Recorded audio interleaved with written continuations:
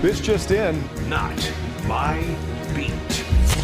There, of course, is Seattle, where the Seahawks are waiting for the Commanders on Sunday, fresh off of her show on 710 ESPN in Seattle. Stacey Rost is with us. Stacey, how are you this afternoon? I'm good. How are you? Doing well. So, it probably been a very interesting week of radio for you up there after the Baltimore game. Yeah, that's one way to say it. Yeah, Baltimore's done that to a couple teams this year where you're like, we're pretty good. Never mind. The Ravens just proved to us we are not I hate myself. as good. Right. So what I'm curious, just like, what is the state of the team right now after being shell-shocked 37-3 before we talk about anything related to the Washington game? So we were there at headquarters on Thursday, and it kind of felt the same. I mean, the time that we walk in, they have morning meetings, and it's usually an entire team meeting, or maybe you get some offensive guys in there. They had music blasting, playing hoops. So, I mean, and we don't see them. We're in the room next to them. It's a very loud experience.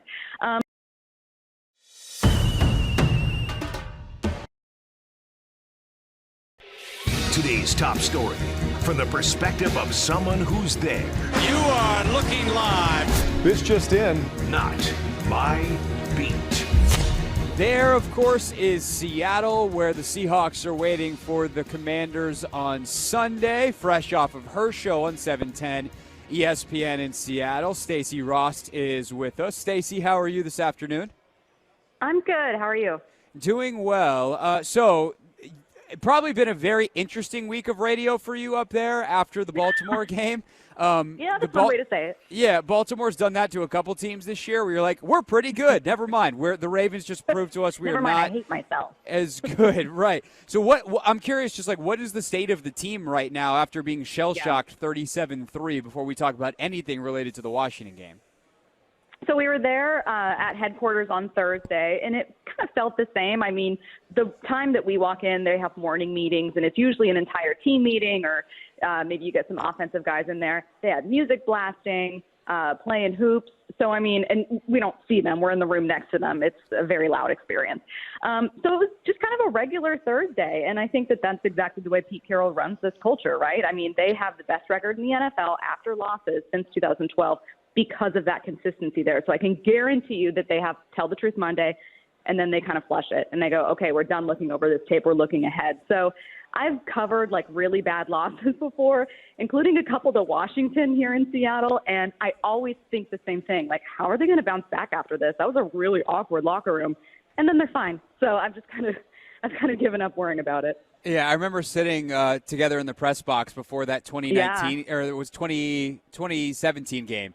And going like, oh, you guys are going to have a fun day today. Washington can't even dress a full roster. And then lo and behold, Washington's got a bizarrely good record in Seattle.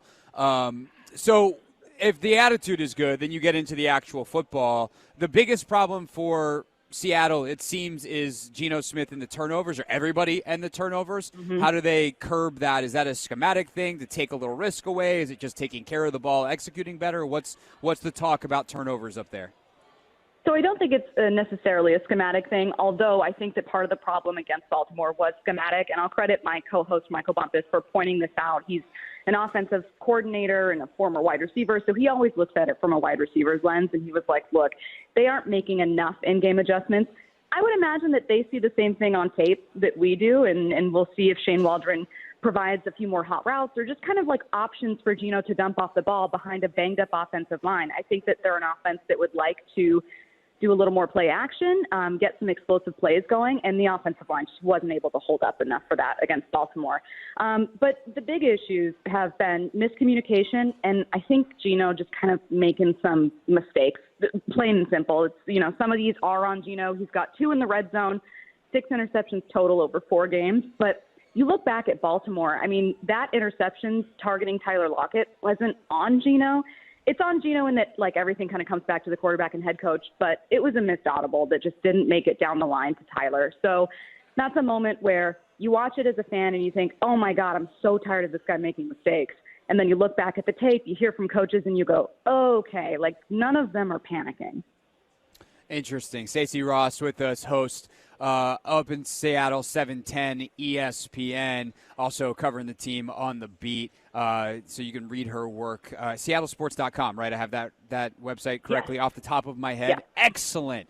Go, Craig. So proud of you. Brain still functioning on a Friday. You love to see it.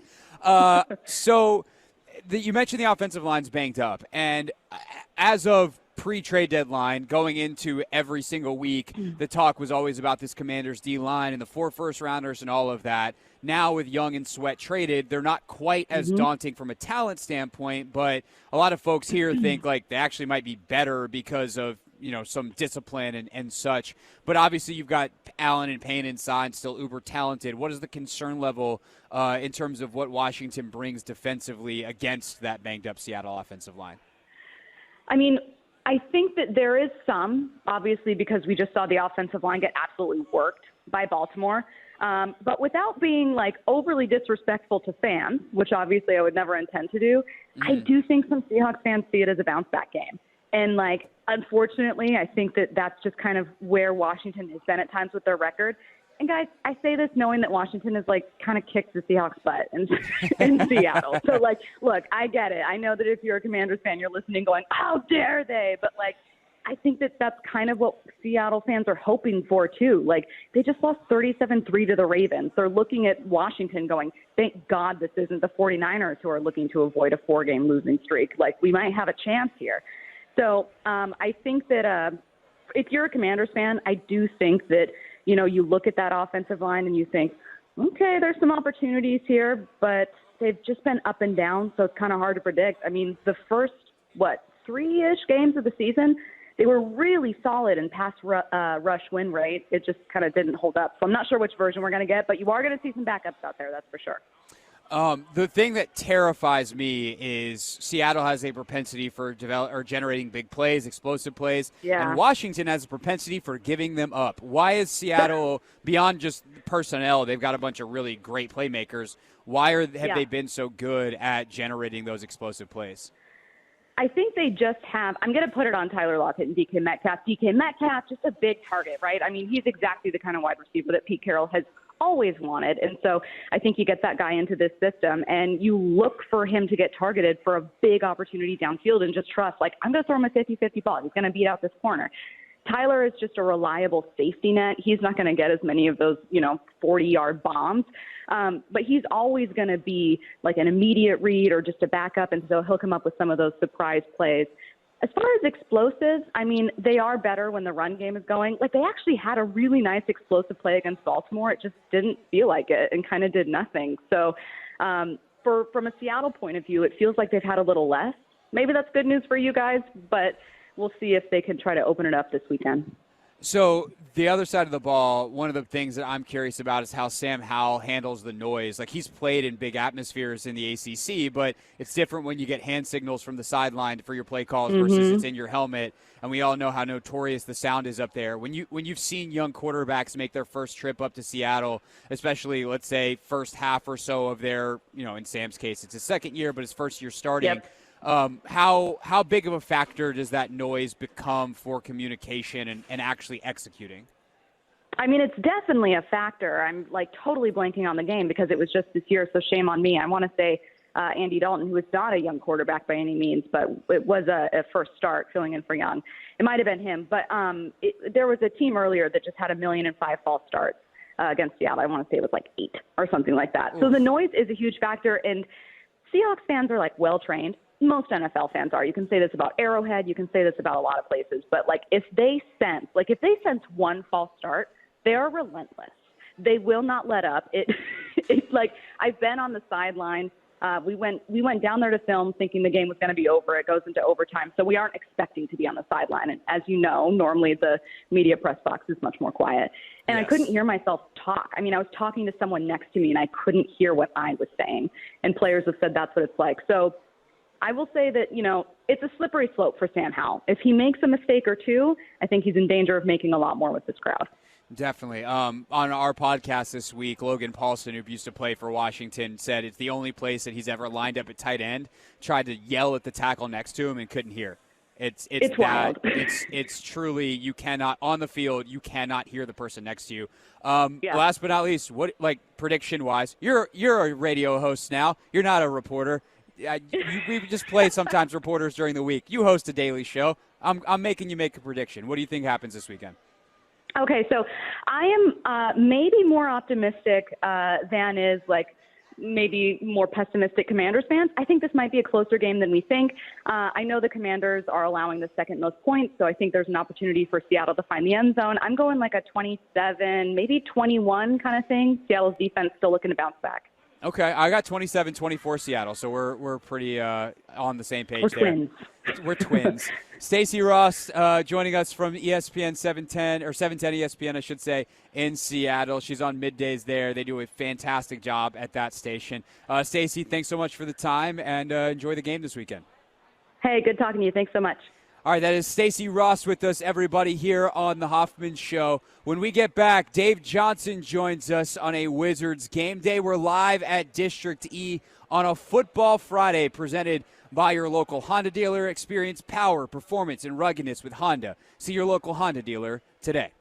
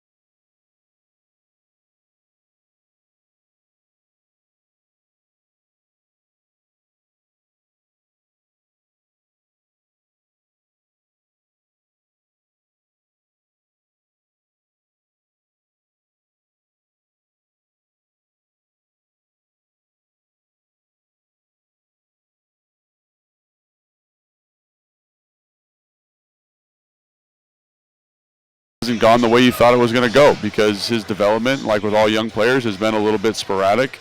You trade away, the two defensive ends weren't really playing as they were kind of billed to be playing. I think Montez was having a pretty solid year, but Chase's inconsistency was very well documented. So the defense is more than jack, but I think, like that's your job is to kind of find some level of consistency and bring young players along. And right now they're having to bring young players along. Like, Jamin Davis is going to be playing more Mike. Khalid Hudson's playing some Buffalo nickel. What is the rotation with the cornerbacks at the moment? There's a lot of uncertainty, but I do think, like, ultimately, to your point, like, how do you get those guys relatively on the same page so that you can manage explosive plays? And I think that's something that I just keep coming back to. It's like you don't need to be perfect because the offense is putting up points. I mean, it's not the most dynamic offense in the NFL, but they're putting up points and they're playing with a level of consistency that's exciting and encouraging. And you just need to get something from the defensive side of the ball that supports that. And I think this week is an interesting opportunity to get that done because, like you mentioned, like Geno Smith has been nowhere near what he was last year.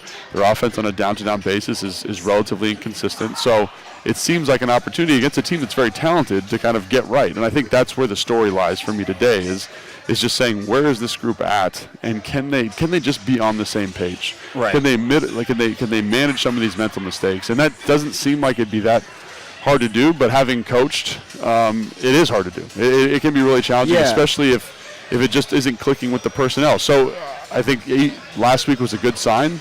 They were better than the week before, but like we've talked about, they've been better versus bad quarterbacks.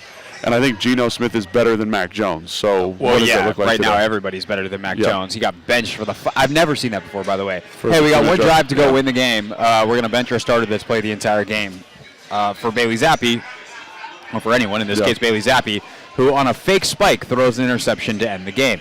I think what's interesting is, like, philosophically what Washington wants to do today is a great matchup for them against Seattle's offense. They are a bend but don't break defense, which I think took a long time for people to kind of recognize or reconcile even this year, because everyone's like, oh, they're going to go out, they're going to dominate, they got the 4 first-rounders, Chase is back, let's go. Like, continuity, we got everything. Cam Curl's playing for a contract, they're going to put it all together. Right. No, they have not. But they are bend but don't break, and I think that when you have Tuhill and Smith-Williams on the edges, they play a little bit more that way, because some of the big plays that happen are on times when the quarterback breaks the pocket, are on some of these scrambles, or kind of the I don't want to call it freelance, but the playing outside of structure. Yeah, thank you. The scramble drill type of stuff. And those are less likely to happen when you do a good job of pinching the pocket and rushing with integrity and having discipline. So I think that if Washington can execute their game plan today, they have a chance to play really, really well defensively. Like, obviously, if you the way you find the middle is you play well 85% of the snaps, you give up 3 big plays, and then it's not great, but you're in the game. Yeah. But I could 100% see it as Washington goes out and, gives up 10, 14 points if they don't give up any explosives, which seems unlikely. But I could also see them, as I said earlier, giving up 40 because they give up 5 of them. And then you're asking Sam Howell and company to do quite a bit on the other side of the ball. And I think that'll be really interesting today to kind of watch in terms of game flow, because, like, we've talked about this, like managing big plays, managing explosives, fitting in the identity of the defense. All those things I think are very, very applicable and relevant points. But ultimately, they haven't really been able to do that. So this would be kind of the first week where it's like, hey, man, let's do these. Let's play these techniques correctly, especially in the back end. Let's play the techniques correctly. Let's make sure nothing gets behind us. Percy, we've had a couple issues, in the Atlanta game, in the New England game, in the Philly game, of just being slightly out of position. Can we get that cleaned up? And it's close. It's close. And I think that's something that fans find frustrating is the proximity to being a good defense. But that's part of the process in the NFL. That's part of the process with any level of football, right? Is you're not there. You just got to keep working on it, keep communicating it, and hopefully this is the game where it happens. Because while this offense is very dynamic, again, they're very inconsistent. So can you utilize your kind of defensive philosophy, kind of this bend but don't break approach? Keep everything in front of you. It seems pretty straightforward. Keep everything in front of you and play sound defense. And really, that's what we're asking today. I mean, ultimately, like, that's what it comes down to defensively. You don't need to be great, you need to be good. And if you're good, that gives the offense an opportunity to just kind of be what they've been the last couple of weeks and win this football game for you. And I really think that is the game, especially defensively in a nutshell. So other things I have an eye on, we have an eye on defensively today, like how do they rotate those defensive backs specifically? Yeah. What are the matchups with Emmanuel Forbes? Which do you try to exploit? Which do you try to avoid if that's how they're going to play it? What level of aggression do they have? We'll get into all of this between now and 4:25. Yes, you get a bonus 25 minutes of us today live here at Tap Sports Bar, MGM National Harbor, with a highly distracted Logan Paulsen. I'm a highly distracted Craig Hoffman. Games everywhere. Come out, hang out with us, watch the games, check out the show. Come say hi to us in a commercial break. When we get back, though, we will talk about that Commanders offense and what they can do against a fast but maybe overrated Seattle defense. I'll explain next. It's the Take Command pregame show. Distracted. Touchdown there. It's the Take Command pregame show here on 106.7 The Fan, Burgundy and Gold Game Day.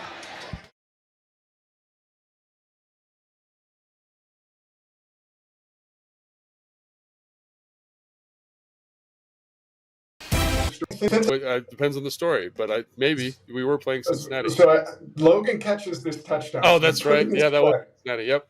It was Cincinnati. So we put in this play, and it was like, I think we called it Hoss Juke or something like that. I can't remember what we called it in that offense, but Logan's on a seam, right? So he's our vertical threat, taking the top off the defense. Digging out, guys. We're talking in the week. I don't think we ever said it in the install with those guys, but they're like, listen, Logan's not even in the progression. He's taking the top off this thing. We're trying to work this little option route down. And they bust this coverage. And I mean, he is screaming wide open. I wasn't even supposed to be on the play. They were supposed to sub somebody else in because I thought I was too slow to run this route. Just for the context here for everybody. So he's screaming wide open. And I'm like, Matt, throw it at his back shoulder. You might hit him in stride. If you try and back shoulder him. Threw it right at him. He catches it. It was an awesome touchdown. Just the celebration afterwards was so much fun. For me, it was always fun celebrating the touchdowns with the guys that didn't score them all the time. You know, like take that, Julio Jones. Yeah, and I'm not. I'm saying that, but like your role for us was you did the dirty work, and when you see guys that do the dirty work get rewarded for it, that was really cool. Something I'll never forget. The caveman. Yeah. And the caveman was in there in the end zone celebrating. It was awesome.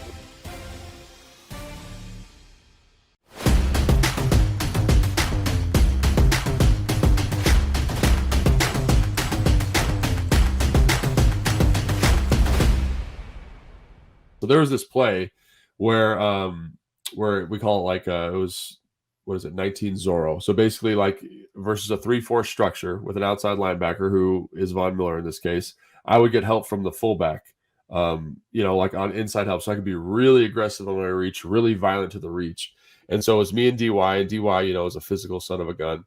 And so we take Von Miller and we put him, like, no joke, in the water cooler. Like we put him way out there on the sideline. And we were like, this guy ain't nothing. Like we're going to, we were so fired up. And so it ended up being like a 25 or 30 yard gain. So we were all fired up, and then Kyle's like, all right, let's come back to it. So like 2 plays later, we're running again, and we're running to the right. And I was like, oh man, we are about to tee this dude up real quick. Just tune him up nice and good. And so I go out to get him, and I'm firing off the ball. My hat's low. I'm flat back. And I swear to God, like he was about as close as my hand was to my face, and he just disappeared into like mist. And he like swung me, and I fell right on my face, and I just was like, oh my gosh. And like I went back and watched the film, and it was crazy how quickly he was able to like do his little basketball weave and then like just disappear from my vision and get inside and make the tackle. And I was like, oh, so now he's upset. So then the next play, I'm like all tentative and nervous. And I felt like Vaughn did. I watched this on film, so I knew he did this. But he does a really good job of like kind of like playing it like a boxer a little bit. You know what I mean? Like kind of rope-a-doping you a little bit. So like he lets you get one, right? Where I got after him. He makes you look like an idiot. And then the next time I was super tentative on him, and he literally did like a double stick like he was going to make me miss, and then just grabbed my neck and then threw me over the pile. I was like, man, this is going to be tough. I got to think of a plan here in the next 15 minutes so I don't look like an idiot for the rest of the game. But, when you're playing elite football players like him, there's a reason they're elite. So if you get one on them, it's probably because they want. Probably because they're letting you get one. It's a trap. It's a trap. It's a trap.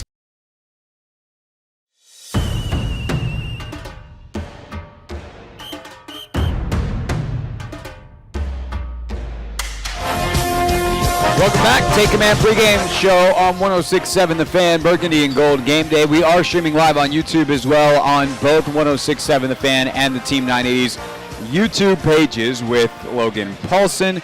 I am Craig Hoffman. Plenty of action around the NFL, obviously in this 1 o'clock window, but plenty of action in those games, Logan. Baltimore started with a pick 6 of Deshaun Watson by Kyle Hamilton. They're up 7-0. Brandon Ayuk a touchdown for San Francisco. They're up 7-0. Minnesota up on New Orleans 3-0. And Pittsburgh's up 7-0 on Green Bay. Cincinnati's also up 7-0 in their game. Trent Irwin with the touchdown, who's got a haircut that is very Logan Paulsen. Yeah, approved. Very long, very straight, a little straighter than mine, but I respect that. Looks like he's a bit of a redhead as well. Yeah, we got or blonde, overly blonde, or red, either way. Yeah, somewhere in the Logan Paulsen hair color family. Yeah, 100%. So that's the updates from around the league. That was a hell of a play by Lamar. Look at this play. Back to, dang, he is something else. Might even call him an MVP caliber player. So Seattle, Washington obviously has our eyes for most of the show today. We'll check in with Kevin Sheehan coming up in just a few minutes. But I think Seattle's defense is very interesting. They have played a ton of bad offenses this year. You have also seen as Baltimore scores again. Good gracious. They're good teams. at football, yeah. All right, let's focus. Yes. So you got a Seattle defense has played a bunch of bad offenses. They, by the way, to actually make this distraction by the Ravens make sense, got absolutely wrecked by Baltimore last week. Baltimore's good. Baltimore's now looks like they're about to do that to Cleveland. They've done it to Detroit as well. Yeah. They've done it to a lot of good teams.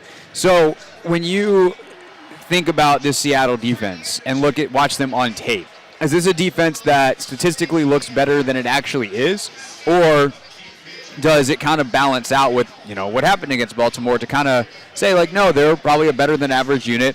They got a lot of speed on the field, and how do you then match up with it if you are Eric Bieniemy in Washington? Yeah, I think that's a really good characterization of what they are. I think they're like a good defense, a fine defense maybe is the right word I'm looking for there. They obviously have some very, very talented guys in the back end. Bobby Wagner's playing middle linebacker for them. They've got guys who are good athletes. They seem to kind of attract a very specific type of football player. The defensive line is specifically on the edges. They've got guys with pass rush ability, but no one that's been overly productive outside of Boye Mafe. So they're a good defense. They're not a great defense. And I do think when you're a good defense, your statistical production is going to be elevated by going against bad offenses, right? They've played some They played some offenses that aren't very good. They played obviously Arizona with Dobbs, and that game was way closer than it should have been. They played Cincinnati really early in the year when Burrow was nursing his calf. They had another game earlier, again, against an offense that's not very good. So they had 3 games. Carolina, I think there was another one in there, too, where it was they held somebody to a low point total. So we'll get that to you in a second. But I just think that's kind of who they've been. But when they play bad teams, you have to play well. And I think they've played well. And I think the other thing that people kind of forget in the context of this defense is that the Seattle offense has been turning the football over a ton. So the defense has really kind of been carrying this team a little bit. And I think there's tremendous value there in kind of not underrating what they're doing defensively. They're playing very consistent in terms of coverage structure. They don't do anything crazy. Cover 3, cover 2, a little bit of man. They bring 5-man pressures. Adams is a guy that they bring quite a bit. They bring the nickel quite a bit. Nothing exotic, but they're just really good at what they do, and they've got good enough athletes that help you get away with it. So from that standpoint, yes, I think they're a good defense, fine defense, however you want to characterize it, but they are playing well and they're playing consistent, which is something that I think we would be really happy if we had that here in Washington. I think this team would the record here would be crazy different. And the kind of outlook on the season would be crazy different if we were playing at the level of Seattle. So I think there is a lot of credit that needs to be given to that group, because if you look at it, I'm trying to think, against Cleveland, for example, the offense turned the ball over, I think, 3 or 4 times in that game, and the defense held them to 22 points. And granted, they had a backup quarterback. PJ Walker's not making anybody stay awake at night, but like that's good defensive football. So I think that is something that needs to be acknowledged about this group. This isn't going to be like a pushover game. But if you're EB, you can kind of say, hey, man, we kind of know relatively what they're going to be doing and when they like to do it. Can we game plan and scheme accordingly? Like on the way down here, I was just thinking about all the cover 3 beaters that I hope to see today that we've seen in the past couple of weeks, because they do run a lot of cover 3. What are your answers versus those plays in cover 2?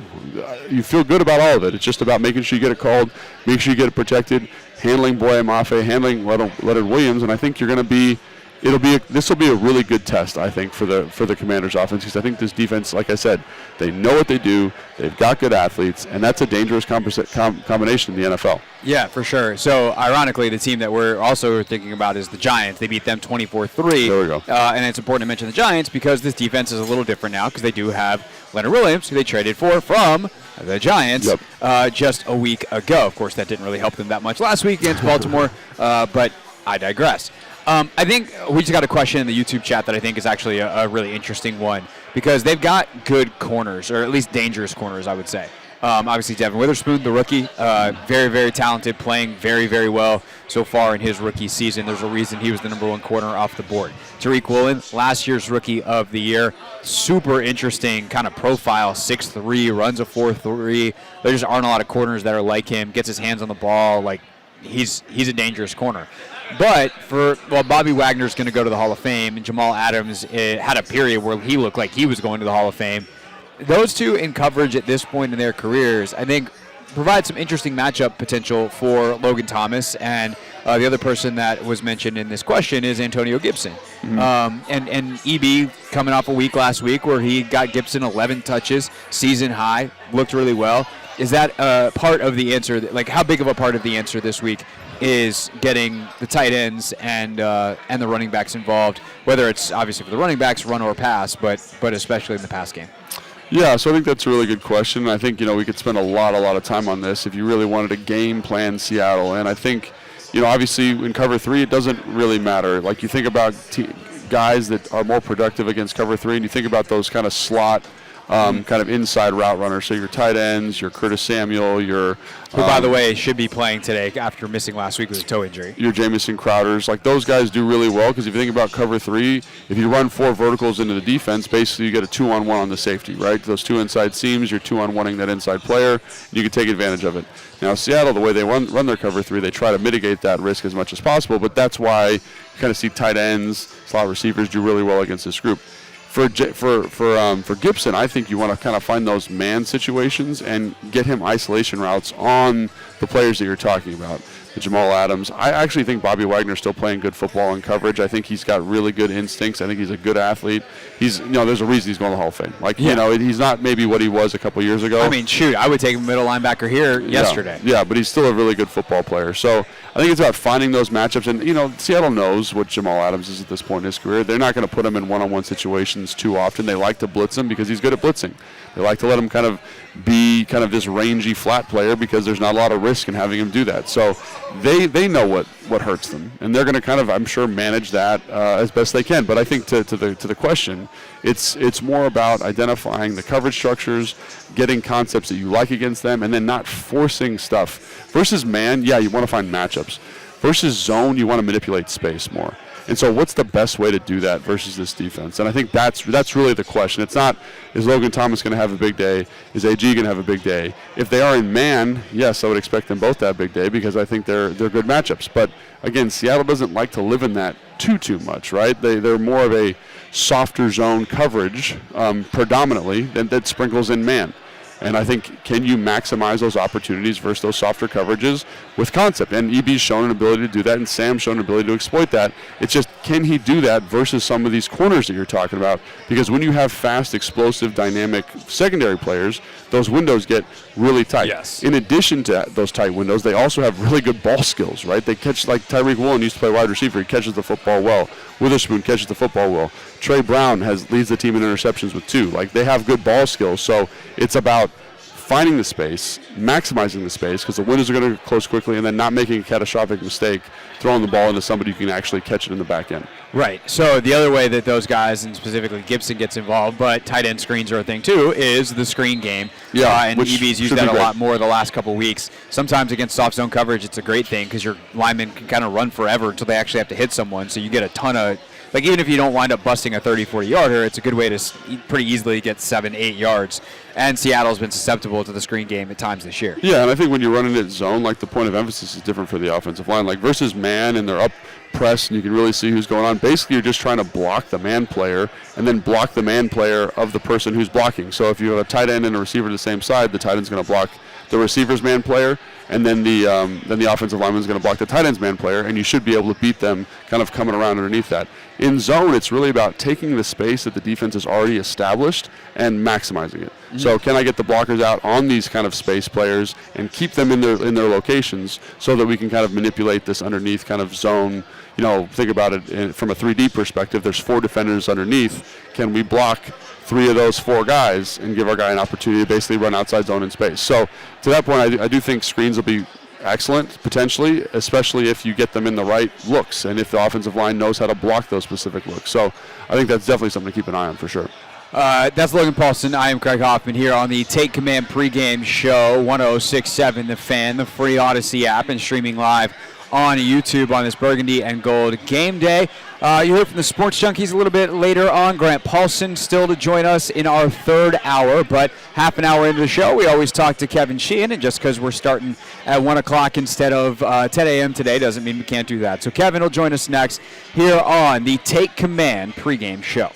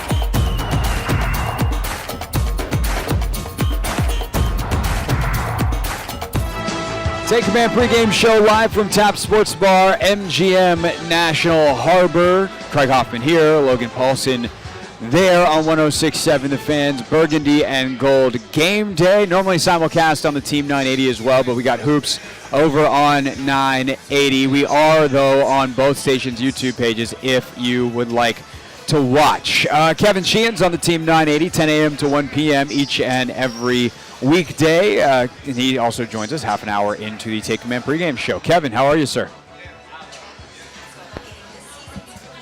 We got Kevin? You there? There we go. All righty. Now we got Kevin. How are you? What's up? What's up, boys? Today's a great day, Kevin. We get to sit here, talk football. We get to watch a bunch of football. I'm sure you got a bunch of games on right now as well. But when you focus on the Seattle-Washington game, you know, we started off talking kind of the offense has something to prove today, the defense has something to prove today, but which one is more important to actually getting the win? Where do you fall down, or where do you come down on that? I mean, I don't have a lot of confidence defensively right now in them. I think, you know, if you watch the morning game, you know that the Patriots obviously are a team that's struggling right now on offense. And they're going to face a completely different challenge today with the receivers, and I think with two really good backs, including the rookie Charbonnet. So I think maybe their best defense today is their offense. And you know, controlling the ball. They ended up with 21 more plays in their last two games than their opponents. You know, moving the chains, you know, getting Sam into a rhythm with a lot of that quick game that, you know, we've all three of us have talked about over the last 2 weeks, and keeping a defense on its heels. I know there's a lot of emphasis on how bad Seattle's been against the run, but I'm not expecting Eric Bieniemy to become a run-first coach today. And a lot of that could be a little bit misleading with how Baltimore ran the ball. They've done it against everybody this year. So offensively is where, you know, I hope to see what we've seen the last 2 weeks. I hope it's not just a 2-week aberration, but a trend. And if it is, I think they're going to have a chance to be in this one and win it. Yeah, you talked a lot about the offense there, and I do agree that the offense has been playing well, and it's probably going to be their best defense today. But, you know, what does the defense need to do in your estimation to just kind of get back to average, back to the mean here this week against Seattle? Well, they got to stop all these explosives. You know, last week they did a decent job against a pretty bad offense, but they gave up a 64-yard touchdown run, and that's been the Achilles heel all year long. You know, these big chunk plays, these big explosives, whether it's, you know, communication in the back end or just poor execution in coverage. They've got to stop those big plays. And to me, Logan, I think today's one of those days where you play more zone, you bend, you don't break, and you see if Geno Smith can go 12, 13, 14 plays without making a mistake. You know, rather than giving, you know, Nigba and Metcalf and Lockett and, you know, Walker the third and Charbonnet, these guys, you know, giving them big chunk plays and scoring from distance. So I'd like to see maybe a little bit more of kind of a conservative defensive game plan where let's see if they can go, you know, 12, 13, 14 plays without making a mistake, or, you know, worst case, kicking field goals. Easier said than done, though. Obviously, no one plans to give up big plays, but the matchups play a big part in that. How do you imagine Emmanuel Forbes' role today, and what would you do if you're trying to figure out what his role is after the best game of his career last week, following, of course, before that, the Eagles' disaster part 2? Well, I wouldn't, you know, hurt his confidence after such a big game by not playing him nearly as much, but you've just got to be careful. I mean, maybe more zone coverage. They played more man this year, it seems to me, than they did last year. That's not really why they drafted him. Certainly, if you're going to play more man coverage, you can't have him on DK Metcalf. You know, whether Seattle figures out a way to get that matchup or not, they've got to pass it off. And, you know, don't put him into a position where he's going to struggle with a big, strong, experienced wide receiver. But at the same time, like, I wouldn't, you know, sit him. You know, I thought he played well last week, and this is a young corner with talent. You want to continue to encourage and put him in spots where he can continue to grow and gain confidence. And I think last week was a big confidence boost for him. And, Forbes gets a lot of, headline, and rightfully so, being the first-round pick. But a guy that I think is, kind of week in and week out just kind of in the fire is Benjamin St-Juste. What's your expectation for him today, and do you think he draws the DK Metcalf matchup? I mean, I think he's a good corner. I think so do I. Than not. I know that he's given up some plays, but usually they are, more times than not, I think they're decently to well-covered plays. I love his length. I love his size. I love his compete. I actually think that there's a chance that this time next year or the year after that he is our best corner, if he isn't already. I know Fuller's numbers, PFF-wise, have been much better, but I like St-Juste. So I don't fear him being matched up against Metcalf or any of their best guys.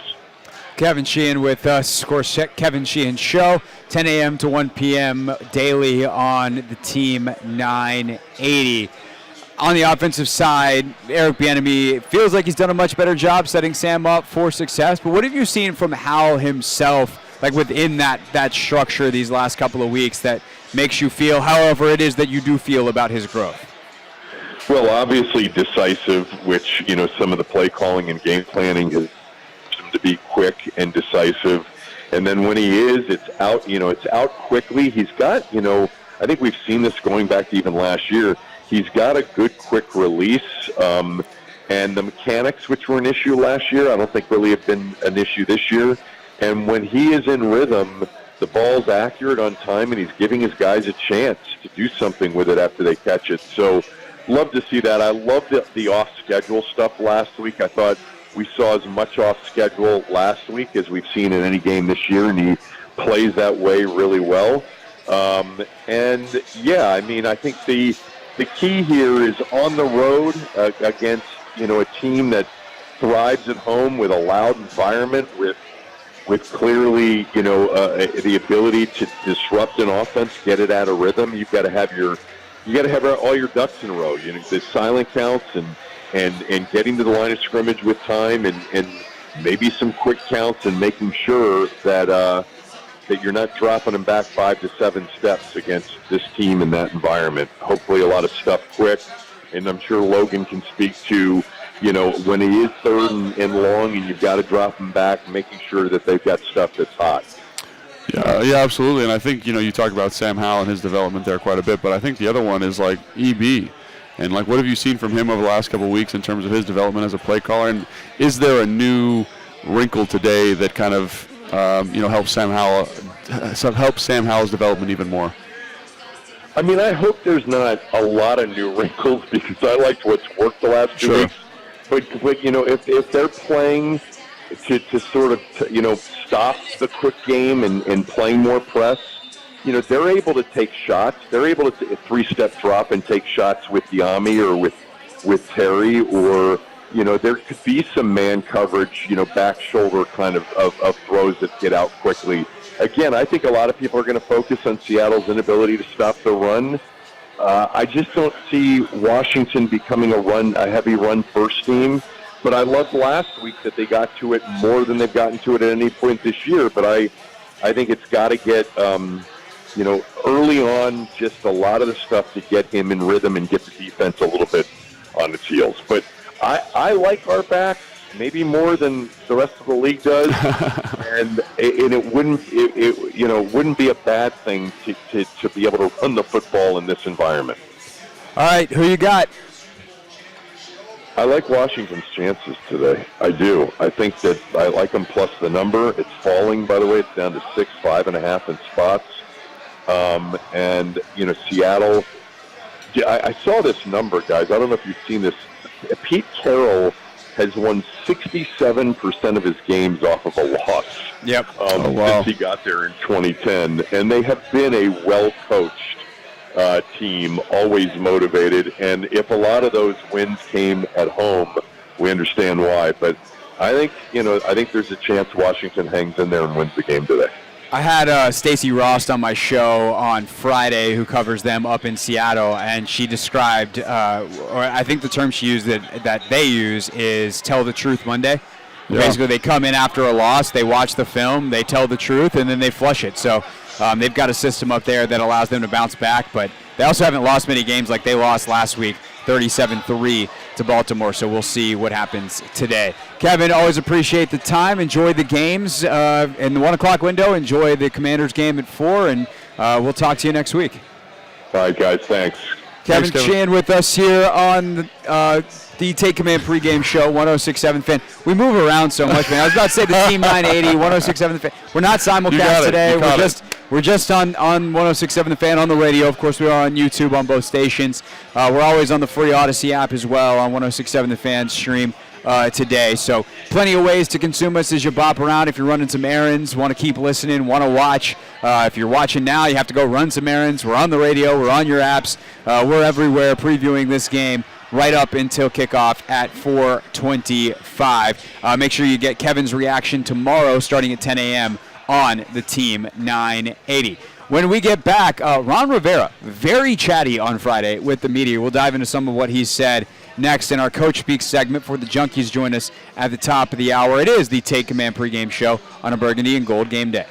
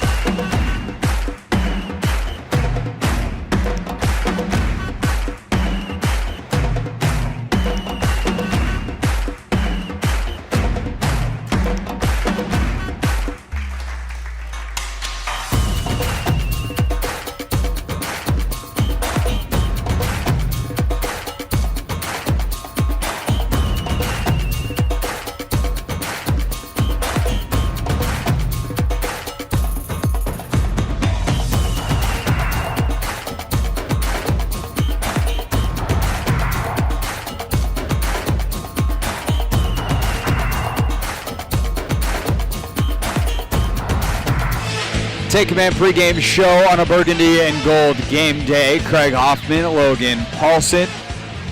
We are on 106.7 The Fan, the free Odyssey app, and streaming live on YouTube. Don't forget, after the game, Take Command post-game show. Probably be around these 4 o'clock games, man. It's a late post-game show. Probably around 9 o'clock or so tonight by the time we are able to get on the air, but about 90 minutes after the end of the game. So that's kind of the ETA, but make sure you're subscribed to us on YouTube. You'll get the alert that says, hey, Team 980, 106.7 The Fan is live. Then you just click on it. You can watch it on your phone, or you can flip on your smart TV, however it is that you want to take in our instant reaction. That is a YouTube exclusive until the morning when it hits the Take Command podcast feed. All right, Logan. Typically, I know you haven't been to a lot of Friday press conferences because you played football in the NFL. I was a reporter, and I went to many Friday press conferences, and they're typically short. It's like, all right, what's the injury status for the game? Question here, question there. Coach is ready to get out of there, especially on a Friday before a road game. We got stuff. We got to pack. We got to get stuff together. That was not Ron Rivera this week. He was ready to go. You ready to see these transcripts? Boom! Long that is a long transcript. And the big topic of discussion as we hit our Coach Speak segment here, where we take some of what Ron or AB or Jack says and try to translate it from Coach Speak into plain old regular English, was about Sam's development and kind of where the offense is. Yeah. And John asked, John Keim, our buddy, our pal, we had to say his name in the first hour of the show. It's the rule. Almost missed it. Almost. Whew. God. Now they're going to void our contracts there. The analytics, what are the analytics? What are the numbers? What's the data say behind Sam's sacks and the reduction of them over the last couple of weeks? And the crux of what Ron said is basically, in combination with some answers to some other questions, is he's growing into this offense. To say that he's grasped the offense is, I think, overstating it. Sure. We've custom built the offense to him and tried to expand it as we went. Yeah.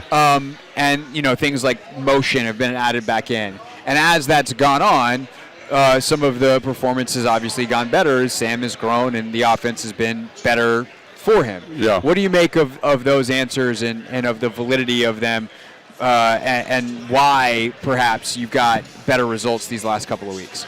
I mean, I think that's 100% kind of on the nose. It's not Sam is growing in the offense. He understands where the ball needs to go. He understands the timing, and he understands his role in taking sacks. You can tell each and every week. I think back to the New England game, and I think that New England defense is good. They're not great. I think schematically they're great, but they don't have the physical talent to kind of elevate that scheme the way it has been in the past. But one of the things that really sticks out to me is just, you can see he's thinking about stuff at that next level, phase 2. It's not just day 1 install. It's there's layers to the whole thing. So I think that's where I'm watching the games, especially recent games, Philly, same way. It's his ownership over the offense. He's not always doing it exactly correctly. There's times where he's vacating clean pockets. He's leaving when he shouldn't. He's escaping back when he shouldn't. But I think you see a general progression with him of basically saying, okay, I know they're blitzing. I know that this is where the ball should go. And I think that is a huge deal in terms of understanding, kind of the stuff that he's talking about is how to manage that sack number and how to kind of bring down that percentage of turning pressures into sacks. So yeah, so the exciting radio where I read a quote, but I thought this was interesting. I'll try to paraphrase where I can, but on how being able to grasp the offense quickly. I wouldn't say he grasped it quickly. He's growing in it. Those first few games, obviously, that first month and a half, the sacks were concerned. We looked up all those things that John said, the analytics referred to in the previous answer, and just tried to see where we could be with it. There's been a growth period, and I just think he's on time. This is kind of where you would expect it to be, playing him as much as we've played him, giving him the opportunities that he's had. He's shown some good growth, and again, he still has a ways to go. By no means where we want to be. But what I'm excited about is how we have played in particular games, the things that you've seen from him in particular games. He highlights the Philly games, and some of the 2-minute drills where he's been really good. And to finish out the quote, now the trend is up, at least I think it is. Maybe I'm overstating it, but I just think he's showing the growth that we were hoping to have. And I think that's fair. And, I certainly have been one of the people, doing a daily talk show and being occasionally annoyed by Ron's continual answer of every question with, well, we have our quarterback. But that doesn't mean when we're asking about the quarterback that this isn't a valid answer. I just am annoyed when we ask about defensive line and getting pressure on the opposing quarterback that it's like, well, none of it matters because Sam Howell's on track. Woohoo! It's like, it's not really the how you win. It can't do whatever. But I do think that here Ron is telling the truth, that there was almost an obsession with the ceiling of Sam. Yeah. And you forget that it's not going to be ceiling all the time, and that there's going to be dips and there's going to be places where you see the youth, you see the inexperience. And then what's cool and what's fun about watching young quarterback, which we haven't done here in a while, is that you actually see those start to dissipate. And you see the development happening right before your eyes, where something that didn't happen 2 weeks ago happens, and you're like, oh, yeah, look at him go. Yeah. And then you just hope that it doesn't happen, it doesn't regress, and that it's as linear as it possibly can be with a trend line pointing up. I think that's the thing with young quarterbacks, especially the consistency of it. I think that's a huge deal. I think, because we've seen him do amazing stuff. Yeah. We've seen him for a drive look awesome, and then we've seen him look bad. And I think it's just about finding that level of consistency. And I think that's part of the growth that Ron's talking about, is you're just getting each and every week a more consistent football player. And the more consistent he gets, the better it is, because you can build off of those things. You go, hey man, I know you saw that time, great job. Now we can stack on the next thing. We can say, if you see that, now we can check the protection. Now we can do some of this stuff, which you're starting to see layered into the game plan. So, we've talked about on the podcast, we've talked about kind of at every opportunity how excited we are for Sam. And one of the reasons we're excited for him is because there does seem to be a growth each and every week. And I do think that some of this stuff you see here with with Sam, especially going up against Seattle, is does it continue against the defense that, might be a little bit fugazi, but is, by at least to my eye, a really well-coached, well-disciplined team. And, it's a little bit different than Philly. It's a little bit different than New England. Can he continue that versus this team? And a big part of that is EB kind of developing him. But to Ron's point, each and every week, it's the bubble's expanding, his perspective's getting better, and I think that's extremely valuable. No doubt about it. All right, still to come next hour on the Take Command pregame show. We will hear from the Sports Junkies coming up next, some of their thoughts on this game. Then 2:15, tail of the tape. What can we take out of the New England game that is either cause for optimism or perhaps cause for concern? I think we might do a cause for concern edition of Tail of the Tape coming up at 2:15. Get you caught up around the NFL. A lot of the games will be at halftime by 2:30, so we'll get you the scores and who's playing well, all your necessary fantasy updates at 2:30. And then coming up at 3 o'clock, we'll take a closer look at the Seattle offense versus this Commanders defense. That's all still to come and more, including Grant Paulson's visit on the Take Command pregame show on a burgundy and gold game day.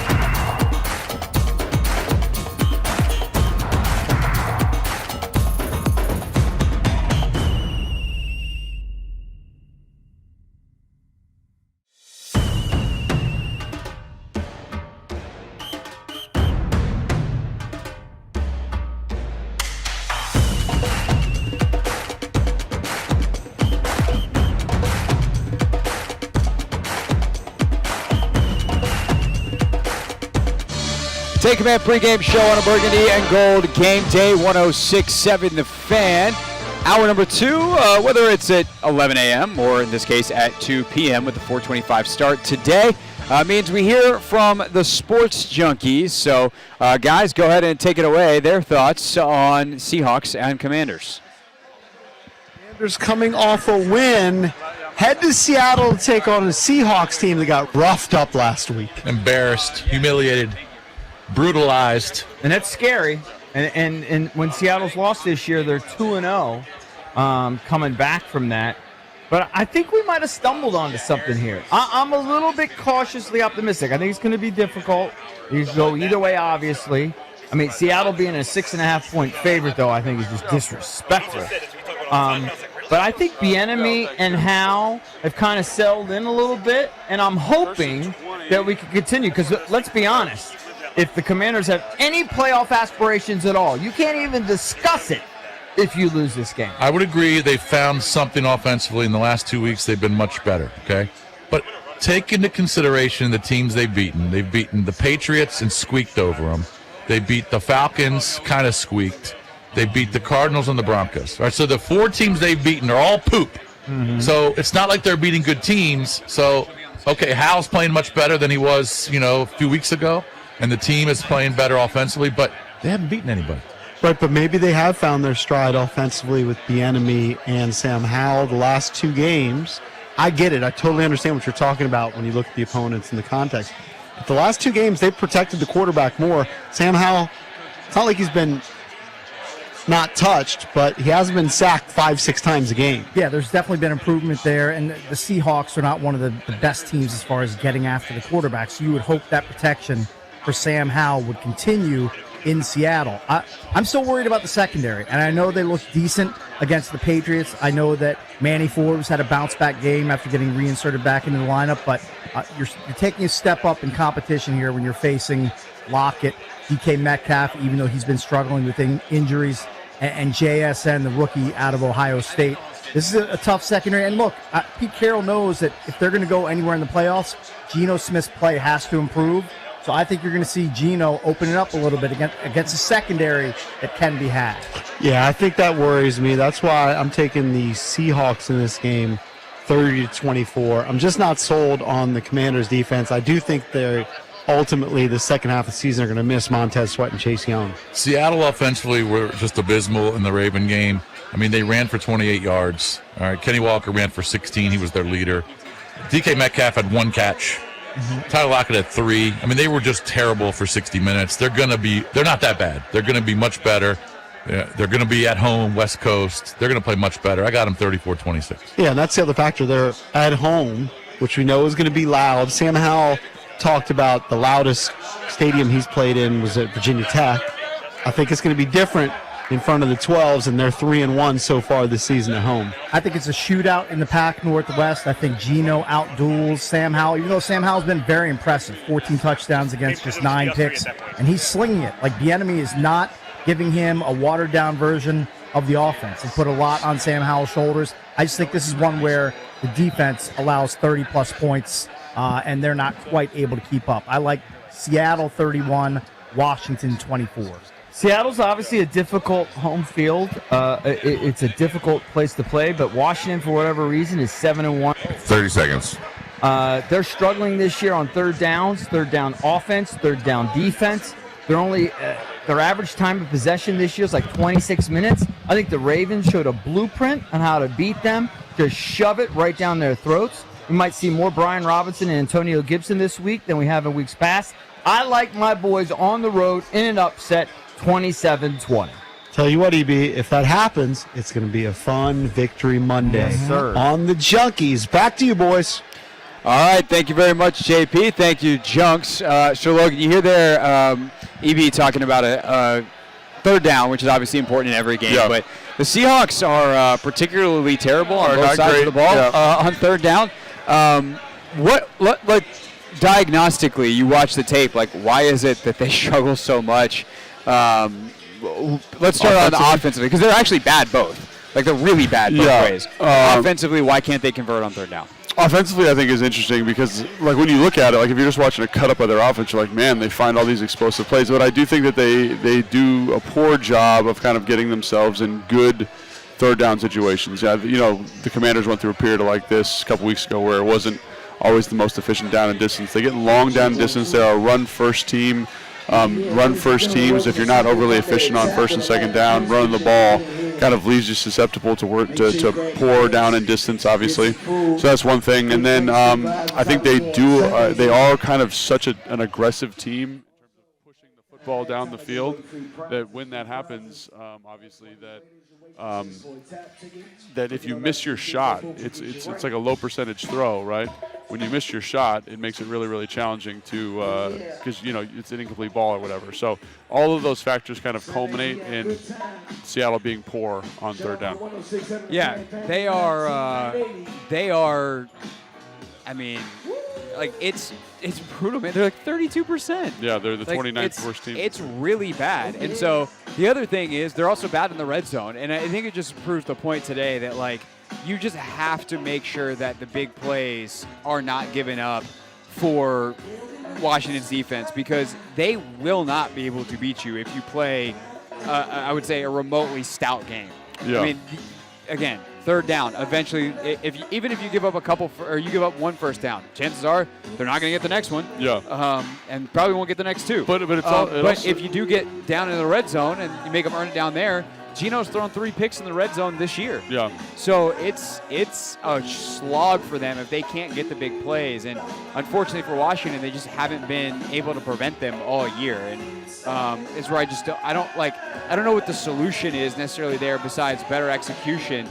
Because schematically, you're never like, well, if we give up a big play, except for when you play like cover zero. But there's, at that point, you're taking a man-to-man risk. But it's not like they do a ton of that. So I don't know what the solution is. I think one of the things that you look at is you say, Seattle, they do a really good job with their keeper, with their boots, with their play actions. Those things present challenges, right? Like I was talking to Ron about this on The Game Plan, which is a show that I do with him once a week. It actually came out this morning. And he was just talking about like little things like that they do, Seattle does, in terms of manipulating safety position, like taking the safety away from DK Metcalf, and how Geno Smith does a really good job of identifying when that matchup is favorable, when the distance is too far, because he does have a big arm, he can push the football down the field. So I think like those types of things, being aware of what they're trying to do offensively, and being assignment sound, and kind of knowing when they like to call certain things. Like you can feel it. They get near the 50-yard line, they get in that plus 40 area. Hey, expect a shot, right? Get used to kind of that dialogue. Another thing that's super important is that Geno Smith, when he's out of the pocket, is much more efficient at fighting explosive plays. So, we talk about that defensive line and rushing from a discipline standpoint all the time. Like this is why. It's because it keeps him in the pocket. It prevents the coverage from having to hold up too long. So those are all things to keep an eye on today, is keeping Geno in the pocket. When you're in those explosive play situations, do what you're supposed to do. Be aware of what you're supposed to be aware of. And I think if Washington can do that, they should be okay. But again, Seattle has made their living on it this year, doing that stuff, finding those explosive opportunities. So how do you maximize that? Yeah, definitely. I think that you'll see the pass rush discipline today of James Smith-Williams, Casey Hill on display in a major way. Like, that is going to be a point of emphasis. Like, do not go 9, 10, 11 yards outfield. Like, get to 7 yards and stay there. And if Geno tries to escape, then cut off that escape route. Yeah. But I also think it's big for John and Duran to have big games today. I think so, 100%. These guys have been fairly quiet all season. A couple of very loud moments, especially for Payne. Allen had one massive play earlier this year that helps close out a game. But like you're looking at two guys that are now the undisputed centerpieces of your defense. So how do you unlock them? And I think also, like, I'm curious Cinco package usage today because chopping the run against this team is also very important. Keeping them in those bad down distances where they are going to continue to struggle on third down. Like, a lot of this stuff is kind of your average week-to-week NFL analysis, but I just feel like it's amplified this week because Seattle is has been so incapable of doing it any other way but popping the big one. It is complete boom or bust for them. Yeah, and I agree. And so to that point, I think if I'm Jack, if I'm this Commander's defense, I don't really care if they run the football. I almost want to encourage them to run the football, and I want them to kind of get in these long, monotonous drives. That's what I want from them because, like you said, not only are they very kind of reliant on the big play, but Geno Smith has been turning the football over a little bit more this year.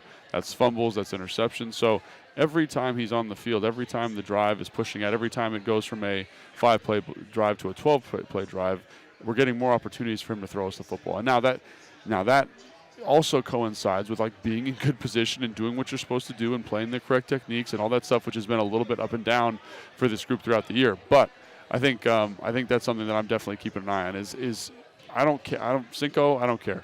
Let's get 4 down. Let's get better coverage guys on the field. Let's match up with their coverage players. Probably. Yes, I would think so. I think you want to get as many good coverage players on the field as you can. Get deep, play cover, play Tampa 2, do something right, keep everything in front of you. Play 2-man if you have to be a little bit more aggressive, but keep it in front of you. Don't let them find those explosive chunks. Make them move the ball down the field, and I think they'll turn the football over. So, why has Washington given up so many of those explosive plays, and what did they do last week to not give up as many? Or was it not something they did? That is our tale of the tape next. Take Command pregame show before we go around the NFL at 2:30 here on 106.7 The Fans, Burgundy and Gold Game Day.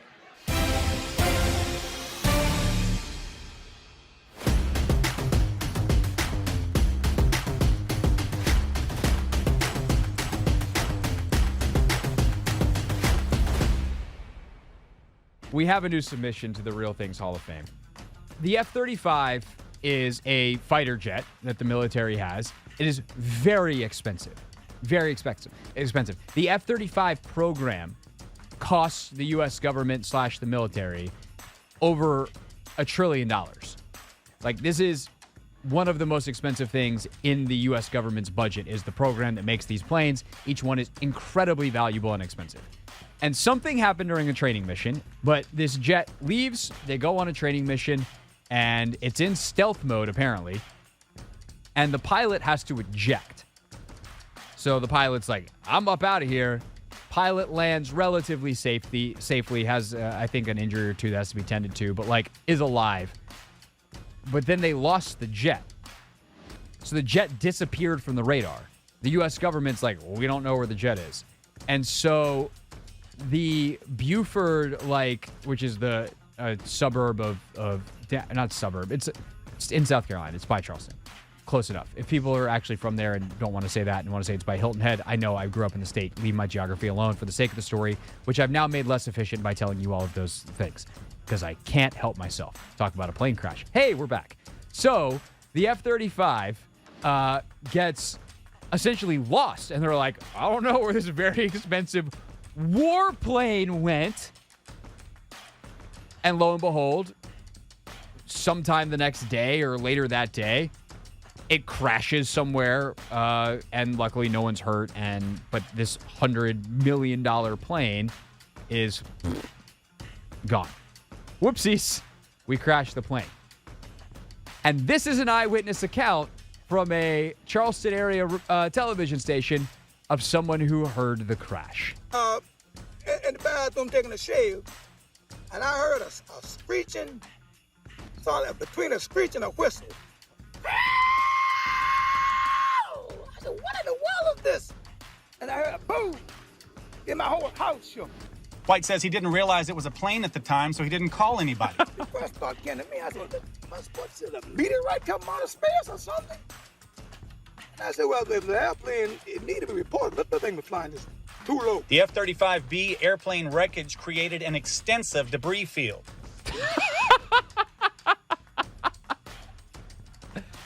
That voice, we gotta get a drop for the voice because it might be better than Steph Curry's. I was gonna say, I feel like we have to do a comparison. Can I pull this off with? Yeah, okay.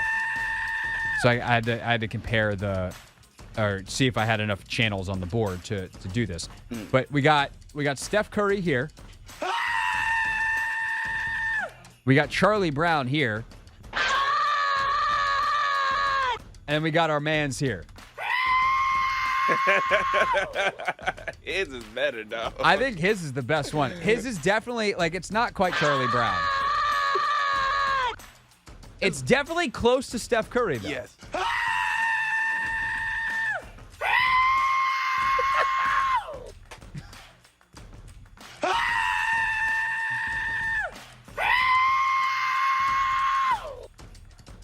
We'll see you tomorrow. Early games about at halftime. We got, for instance, 3 minutes left in the Cleveland-Baltimore game in the first half. About the same in Jacksonville between the Jags and Niners. Steelers-Packers has actually turned into a good game. About 3 minutes left in the first half.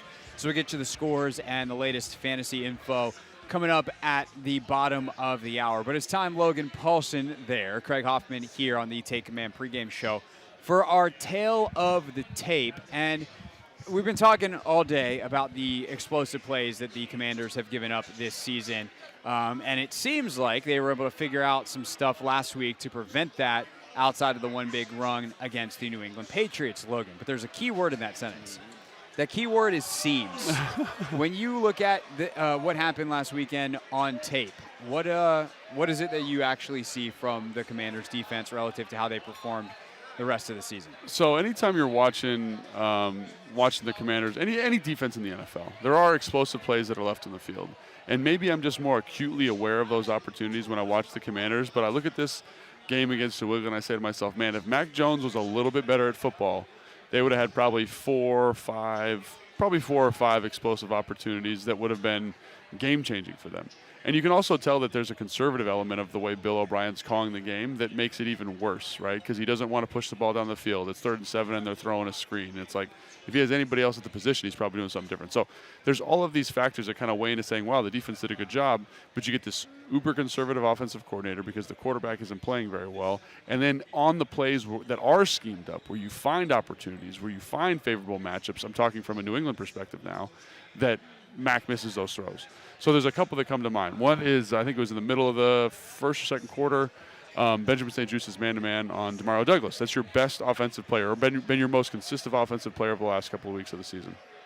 He's been getting after it with choice routes, now routes, kind of quick slants, all that type of stuff. Great. Benjamin St. Juice matches an inside move. He thinks it's choice. He undercuts it. Demario Douglas takes it vertical and runs like a corner, really high corner. He is wide open. It's man coverage. The post safety's not in the shot. St. Juice is in a terrible trail position because he tried to undercut the slant. All Mac Jones has to do is put that football out there and complete the ball. Miss. Okay, so that's one. And I'm not saying that you don't get those every single. We were just watching this Baltimore-Cleveland game, right? Yeah, Lamar just missed one. Lamar missed one, right? Lamar might be the MVP right now, and he missed a wide open one. That happens, but the one Lamar missed is a box fade, which is a low percentage throw, right? This is a corner that is a corner route, which is a higher percentage throw that is missed. Okay, misses it, whatever. Yep. There's one late in the game where Ramondre Stevenson's on the inside edge of a bunch. Jamin Davis runs out to cover him. It's a little choice. Jamin sits inside. It's a choice takeoff. Tough coverage responsibility for him. This is in the fourth quarter. They're driving down to get points potentially here. And during that, Ramondre Stevenson's probably got 7 yards of separation, maybe 7. And the ball is so badly underthrown that Jamin's able to run back and make a play. Great play. Great play, Jamin Davis. I mean, it is a great play by Jamin, but it's also if Lamar Jackson's throwing that ball, if anybody else is throwing that ball, the amount of separation when the ball is thrown, to me as an offensive player, indicates a completed football. And I think that's the thing that's super frustrating is you see those opportunities that are like bad misses. I'm okay with a miss in a tight area space. I'm okay with Benjamin St. Juice is right at the guy's hip. He misses the ball. It's a tight catch. Like, that's going to happen. Yeah. But the thing that gets me a little bit nervous is when there's 10 yards of separation. There's nobody in the shot. Those things are frustrating. There's a post later in the game that, what's the guy from Philly? Jalen Reagor. Jalen just drops because they don't rotate correctly in the back end. Those are the types of mistakes that I think are deleterious. And obviously, Jack says, well, those happen. And, watching these games, they happen all the time. It's true. But to me, it's the mental element and then how badly the mistake is missed. Does that make sense what I'm saying, Craig? Yeah, no, 100%. And I think that is the thing that is frustrating for everybody this season is if that happens in week 1, week 2, it's annoying. It sucks. It might even cost you a win on week 1 or week 2. Yeah. It didn't this week. Right. This year, they actually started 2-0, if we remember way back when, because Sam Howell lost his mind against the Broncos, and the Cardinals were the Cardinals. To have these same mistakes continuing to happen, and I think what's frustrating too is like, if you are Benjamin St-Juste, right? The reason you're getting attacked with that route is because against Chicago, they ate you up on it. Yeah. And so it's like, hey, next time you got to be better on this. Yeah. And what does Bill O'Brien do? Hit you with the same exact route. And if I'm Shane Waldron, the OC in it's Seattle, slightly different. It's to same. I don't say like premise. concept in terms of like specific. The principle is similar. Yeah, like we're gonna hit you with something where we have a tendency. We're inside gonna break stem. it with that takeoff. Yes. You know, so like basically you can take any route that is a kind of a comeback, a hitch, a dig, or whatever. Any route that has a break in it. Tag the word takeoff on the end, and you fake that route, and then you take off. That's why it's called a whatever takeoff. And you take that concept of, like, we're going to take a route that we use a lot. We're going to use the fact that you understand our tendencies against you, and we're going to try to generate an explosive play. And Benjamin St-Juste has been now susceptible to that all season long. And eventually you have to realize that you just have to live with giving up and, hopefully contesting and trusting your technique to make it hard on the dig, on the out, on the hitch. But you can't give up the takeoff. And I think that's the frustrating thing if I'm Jack, because I know, we know that they're coaching that to make sure that that doesn't get behind him. Yeah, and I think the thing for me, it's like you got to know where your help is, right? You got to know where your help is, because that's the whole point of defense. It's I can funnel this player. It's a choice takeoff, so he kind of sells like an in breaking route. I love St. Juste's aggressiveness, but you have to understand there's a plug player there, right? The plug player there is to help kind of take away that plug slant. player, for those who don't know, is kind of like a roaming player over to the middle of the field. Read the quarterback think of side. deep safety, except for not deep. Yeah, he's like at 5 yards, and so he should be able to cloud that window. So I don't need to put all my eggs in the PBU basket, right? I need to play the correct technique, play with outside leverage. If he does take off, now I'm in position where I can recover and make this play. So, and that's the thing. It's like Benjamin St-Juste on the season has probably been the most productive / competitive corner in those man-to-man situations, but we're still having issues with this. And again, it's like, how do you temper this athlete's desire to make a play, his ability to make a play, with his understanding of how to fit in the defense? And obviously it's happened twice, because the dig versus Chicago kind of happens the same way. Inside stem, vertical push, feels like dig, smells like dig, but it's a dig takeoff. And so that's where St. Juste loses. So I think all those things are kind of factoring in here. It's like individual mistakes, individual personality, but also there just seems to be a general lack of understanding when it comes to, hey, what is my technique here based on where my help is located? And again, I always forget they're relatively young players. And so maybe there's a little bit of learning associated with that. But when we say that we have to limit the big plays for Seattle, these are the things we're talking about. Can you eliminate some of these? I guess they're mental mistakes or lack of understanding. I don't really know how to characterize it's one it. of the two, but it's a lack of, either way I would say it's a mental mistake, because it's not like they're playing with bad physical technique. They're playing with bad technique because they don't understand where the help is supposed to be. Right. And thus where they can and should not force a player on a given route. So if I'm Shane Waldron, the OC in Seattle, who's very, very good, I'm definitely trying to figure out how I can get Tyler Lockett, DK Metcalf, Jackson Smith, and Jigba on some of those routes today to see if St. Juste will bite a third time and you can generate a big play for Geno Smith. All right, when we get back here on the Take Command pregame show, we'll take you around the NFL as the early games are at halftime, give you all the stats, give you all the scores. That's next on 106.7 The Fan's Burgundy and Gold Game Day.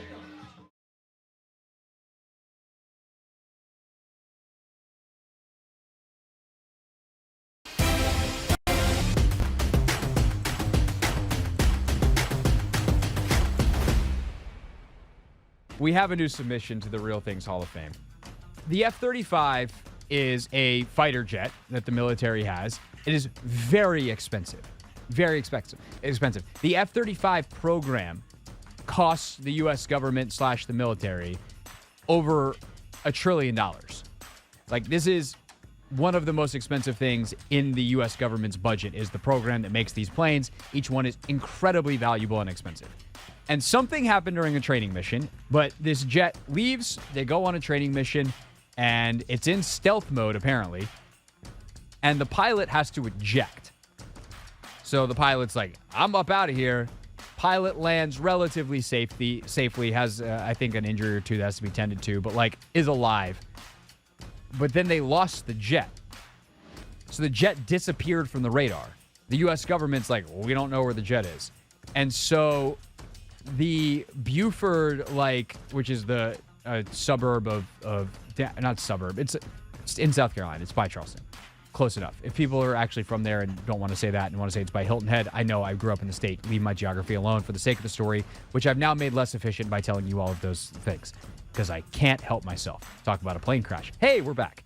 So the F-35 gets essentially lost, and they're like, I don't know where this very expensive warplane went. And lo and behold, sometime the next day or later that day, it crashes somewhere, and luckily no one's hurt.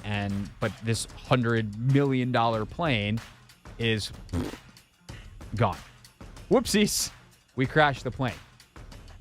And this is an eyewitness account from a Charleston area television station of someone who heard the crash. In the bathroom taking a shave, and I heard a screeching, between a screech and a whistle.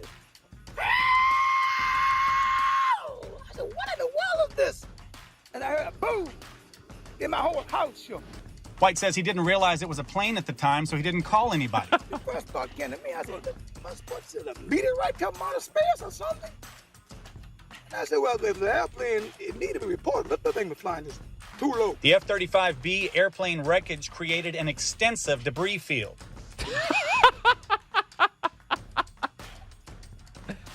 That boy, we gotta get a drop for the voice because it might be better than Steph Curry. I was gonna say, I feel like we have to do a comparison. Can I pull this off with? Yeah, okay. So I had to compare or see if I had enough channels on the board to do this. But we got Steph Curry here. We got Charlie Brown here. And we got our mans here. His is better, though. I think his is the best one. His is definitely, it's not quite Charlie Brown. It's definitely close to Steph Curry, though. Yes.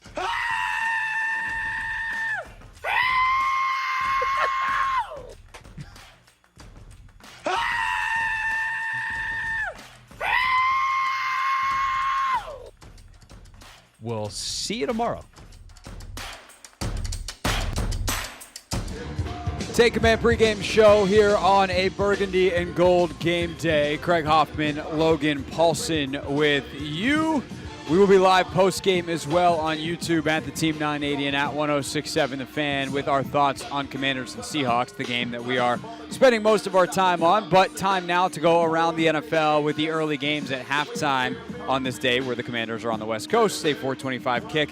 And Logan and I are live, of course, at Tap Sports Bar, as you hear DJ Aladdin going on in the background. But we got all the games on here. Logan's great to be able to just kind of keep an eye on football, everything. yeah. Watch, because it's this or it's like you try to watch Red Zone, and this is like Red Zone, but you control where you go. Where you're looking, instead of Scott Hansen yelling, being like, "Oh, we gotta go full screen over here." Like we just be like, "Oh no, I'm gonna look at this TV." Yeah. So if you're watching, say Texans Bengals, you've had some late developments here in the second quarter. Bengals went up early in this one, but ultimately C.J. Stroud having another monster game, 198 yards and a touchdown in the first half. Stroud and the Texans up 10-7 on the Bengals. Yeah, man. I mean, I think it's just I didn't think this was going to be the output for the Texans this week. I mean, they are a really good football team. They've done a great job of kind of finding themselves and finding what C.J. Stroud does well and maximizing their playmakers. And now they're going toe-to-toe with one of the best teams in football from a roster standpoint. So good job for them. Jamar Chase is playing in this one. He was questionable with a back injury. But T. Higgins is out. We'll see if the Bengals can pull it out in the second half. It is really impressive because Lou Anarumo, one of the best defensive coordinators in the game, and Stroud's just like, yeah, sure, that's cool. I'm going to throw for another 400 yards is what he's on pace for. In the didn't see this one coming category, oh my gosh, the Vikings have opened up a can on the Saints. 24-3 at halftime. That Kevin O'Connell fella seems to be a good coach. He does seem to be a good coach. Hats off to Josh Dobbs. Holy cow, man. He's been there for, what, like 10 days? He's leading them to another victory. What is up with the Saints? We were just talking about this at the break. They are a team that should be really good, but for whatever reason are not very good. I don't understand. Or very inconsistent, maybe, is the way to look at it. I mean, defensively, they're one of the best defensive teams in football, they're but they give them supposed 44 to be, points. But on a day where the Vikings are starting Josh Dobbs, JJ's not back, although he was practicing this week. Like, where do you think they're going to go? Where do you think they're going to go? TJ Hawkinson, probably? Yeah, probably. He's got 10 for 128 in the first half. That's a lot of receiving yards. Good job for TJ. Excellent. Excellent hair, by the way. From the long-haired tight ends club, current reigning champion, TJ Hawkinson. But, yeah, man, did you see, by the way, the clip of Dobbs this week? He was Nickelodeon's, player of the week. Slime player of the week. And so they present him with the trophy, KOC does. Then Josh gets to slime KOC, which was fun. But he also, in accepting the award in front of the team, was like, I promise I will learn everyone's names here by the end of the week. As someone who has gone to a different team basically mid-season when you went to Chicago before week one. That's a big deal. How long did it take you to learn everybody's name? I don't think I learned everybody's name, to be honest. Like, you learn all the offensive guys' names because you're with them every day, but the defensive guys, what about when you were there for a full season in a training camp? Full season in a training camp, it's easier because everyone's kind of learning at the same time. So, you know, you have team activities and stuff that get you in the right spot. So, I don't know. It probably takes about training camp, I would say. Training camp takes about training camp to learn everybody's name. So, 4 weeks? 4 weeks to learn everybody's name? You just get tired. Who are you? I'm sick of seeing you. Get out of my face at the end of training camp. And then you don't see him the rest of the year. I have a funny story. There was a guy who got cut during training camp, and I thought I knew his name, and I called him the wrong name on the day he's getting cut, and I was like, wow, that was really just a bad move by me. At least you didn't have to see him again. Yeah, and then he was just bye forever. Frank. He's like, that guy thinks I'm a terrible person. Whoops. So, whoops is sorry, right. Sorry, guy. Steelers and Packers. This one looked like the Steelers were going to run away with it, but Packers do a good job bouncing back. It's 17-13 at the half. Jordan 2 touchdowns? Love. Look at that. He's having a weird statistical year. He's throwing for no yards, but he'll be 150 yards, 3 touchdowns. Yeah, that's a wacky bit for sure. Wacky bit. Wacky bits in Pittsburgh. Buccaneers up 7-3.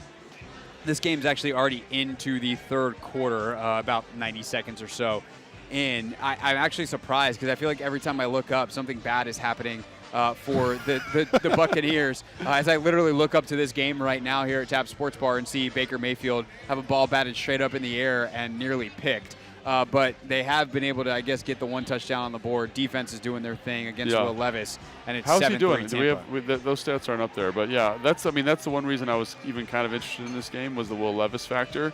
Obviously, very productive through the first 2 games. But one of the things about him in the evaluation coming out is the processing wasn't always great. So I'm just curious to see how our guys doing out there. 9 of 13 for 82 yards. Mayfield 11 of 17 for $143, a touchdown.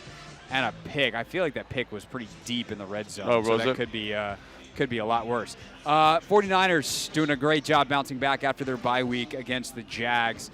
13-3. Brock Purdy 130 and a touchdown. McCaffrey's got 8 carries for 43 yards and 4 receptions for 40 yards. That's another game for me. And the Jaguars, are they for real? Because I think they're really good. They are really good, but anytime it's always this weird score, 3 points in the first half, and they kind of make a push late. Their offense just isn't clicking this year. Yeah, it's a little Chiefsy. Yeah, I get what you're saying, and so that's been really frustrating for me because I'm waiting for them, the Trevor Lawrence resurgence, all these, and he's playing well, but I want to see those dominant games from them. The game that we probably had our eye closest on as watching it right now, that's out of bounds, right? It's out of bounds. 17-9, Ravens and Browns. Baltimore's up. Cleveland's done a good job hanging in this one because Baltimore's up 14-0 early. Cleveland bounced back nicely. Blocked field goal. Blocked field goal. And interception. By Cleveland. And then they actually just picked Lamar, that interception Logan's talking about, which was about a play or 2 after. There was a late hit out of bounds, big scrum, everybody's mad. Lamar throws a pick. And now Cleveland offense trying to drive with 29 seconds to go. They've had a tough day, though. They've had a really tough day. Yeah. Obviously, Baltimore's 3 field goals. gross. Yeah. Baltimore's a really good team. I love this is the game of the day for me. Game of the day for me by far. Are they the best team in the NFL, Baltimore? Kind of feels that way. Get the first down. There we go. Don't disagree. So 23 seconds left. Looks like they are going to have a long – they should be calling timeout here. So they'll have time for a couple more plays. They'll have one more timeout, 22 seconds, and then probably a field goal attempt. Late slate of games, Falcons and Cardinals. This one's only interesting for one reason. Kyler Murray's back. Oh, nice. Yes. So Kyler Murray back for the Cardinals after they were awful last week with Clayton Tune at quarterback. Yeah. They faced Cleveland and got shut out, and Tune threw for like 80 yards, and it was Could you yikes, imagine being Clayton Tune coming off and playing the best defense in the NFL? Tough deal. But I think the thing I'm always interested with the Falcons is, are they going to maximize their playmakers? Mm-hmm. Every week, that's the question. And Arthur Smith comes back with some crazy press conference answer like, oh, Bijan Robinson's better away from the ball, or we like to use him as a distraction. It's like, cool, I get it, but let's also try to make some football plays here. You know what I mean? So, yeah. Can they do that? And then what does Kyler Murray look like? That'll be fun to watch. Yeah, the Falcons thing is interesting. They're 4-5. They're definitely in the playoff picture, especially in a division that stinks the high heavens for the second straight year in the NFC South. But I was reading Diana Rossini's notebook this morning. Diana now, of course, with The Athletic. And she said that there's a lot of people in the Atlanta organization that are very much on the same page with everything regarding Pitts, regarding Bijan, and specifically to Bijan. Like, they want him to make sure that he's fresh the second half of the year. I'm with so that. Expect him to get some of those carries that he mysteriously hasn't been getting, which, of course, is going to turn into, why didn't they do this earlier? Yeah. Which is impossible to navigate, right? Like, if they had done it earlier, would he have been fresh and available? But if it works and they can make the playoffs and kind of peak at the right time, great. But you're also now, Taylor's at quarterback and Ritter's, how much easier would Ritter's life have been if you had given him those guys at full capacity, if you will. So, I don't know, man. It does feel like this could be. Let's put it this way: if it doesn't work, there is no way Arthur Smith is coming back next year. Dude, I think Arthur Smith is an excellent football coach, so that's too bad. But those are some weird quirks about his personality that it's I think he's a smart coach too. But at the end of the day, the game, I think the coaches who are best, and O'Connell's like this. Yeah. And I know Sean thinks this way, and Kyle thinks this way, Andy Reid thinks this way. Who are my best players? Yeah. How do I get them the ball? That's how I'm going to win the game. Yeah. And I gotta be good enough schematically and creatively to get him the ball. And so if your whole thing is I'm actually smarter than all those guys, I'm going to use my best players as a distraction all the time, and it doesn't work, prepare to not be coaching in the NFL. Yeah. No, I think that's 100% right. Lions and Chargers. Good game here. Yeah, this might be the game of the day. Lions coming off the bye, 6-2. Chargers 4-4, but power rankings wise, probably a top 10 team. All of their losses have been close to teams that are elite in the league, pretty much. So I think this one's going to be pretty fascinating. From a betting, picking the game standpoint, I wanted no part of this when we had to pick it on Friday. I don't even remember who I picked. I think I picked Detroit, but I could easily see this game going either way. I really like Detroit. I like how they're built. They just seem like they're a little bit tougher. And I always tend to lean the tougher team in one of these matchups versus a team that's hyper skilled and very dynamic and very well schemed. Sometimes that toughness, sometimes that Dan Campbell element is a big deal. And Can your coach do more burpees? Yeah, definitely he can. He can. He Staley's a younger guy. But there's that grit that comes with him, and Mike Tomlin's like that. Staley would have some analytic that tells you burpees are not actually worth it. Right. He'd be right on that, by the way. But we're with you. We're being strength and big anti burpee guy over here. The point is, Lions are gritty. Lions are gritty, and Justin Herbert has not kind of been this dynamic playmaker that you thought. So where is that line? I'd probably go Detroit in that game. Giants and Cowboys. This is probably one of the 20th biggest point spread, he said, in NFL history. I was trying to find this week, and the 10th biggest was 19 or so. Oh, really? This one's now up to 17.5. The Cowboys are favored by. Yeah, I think this is obviously going to be the Cowboys, and I think they cover big. I think the Giants, they just everything the Denver defense does, or the Dallas defense does well. The Giants are terrible offensively. So I think they're just going to get rolled here. I think they won't be able to pass protect. I think they're going to give up a ton of turnovers. What's his name starting? Tommy DeVito, yeah. Oh, my gosh. That's going to be I would say that's going to be a bloodbath. I get, part of me wonders why you do this. Because he's clearly Like he's basically untenable at quarterback. Yeah. DeVito. But at this point, are you just going, well, yeah, so we're going to draft a guy, and so let's just let this kid play rather than going and signing. I mean, who are you going to go sign? Yeah. Like, I mean, Carson Wentz is now playing for the Rams. Like, there's no one available that's worth anything. So even if you brought someone in, like, you're not going anywhere. So just let the kid play. It sucks for everyone else, but most of your everyone else is that you care about long-term is hurt anyway. Right, yeah. So just play out the year, take your good draft pick. Well, what's Tyrod Taylor's status? He's on IR. Oh, is he? Gosh. Yeah, so he's gone for at least a couple of weeks, and you're just going to have to eat it. I would not be giving like, if I'm trying to win, I'm giving Saquon 40 touches. If I'm trying to sustain Saquon, but then again, like, who knows? Maybe they just let Saquon walk after the year at this point, after the franchise tag. So could be a complete organizational reset coming for the Giants. Of course, Commanders and Seahawks, we've been talking about that all day. That line is now down to 6. Was 6.5 earlier in the week. Jets and Raiders tonight in Las Vegas. Jets are favored by 2 on the road, which makes no sense. Jets defense is awesome. They're awesome, and I think they're going to just eat up O'Connell down in Las Vegas. So that makes a lot of sense to me. Oh, I'm taking the Raiders. I think the subtraction of Josh McDaniels from is going to be better. Is a very, very good thing. And then last but not least, Broncos and Bills on Monday Night Football. Sean Payton actually has one of the best records on Monday Night Football ever as a head coach, but I think this is a big bounce-back game for Josh Allen. This Broncos defense is obviously not very good, and the Bills need a get-right game. They are, however, the best-ranked defense over the last 2 weeks. Now, level of competition is a big deal there, 100%. But I do think the Broncos and Sean Payton, he's done a good job kind of turning them around the corner. But I do think the Bills are too good. It does feel like a get-right game for them. Chiefs, Rams, Dolphins, Eagles on the bye this week. Chiefs and Eagles, by the way, play next week. Your Super Bowl rematch, the Family Reunion Bowl, as the Kelsey brothers are calling it. That is next week, so looking forward to that. All right, back to the Commanders and Seahawks next. We're previewing it up until kickoff at 4:25, the Take Command pregame show on Burgundy and Gold Game Day.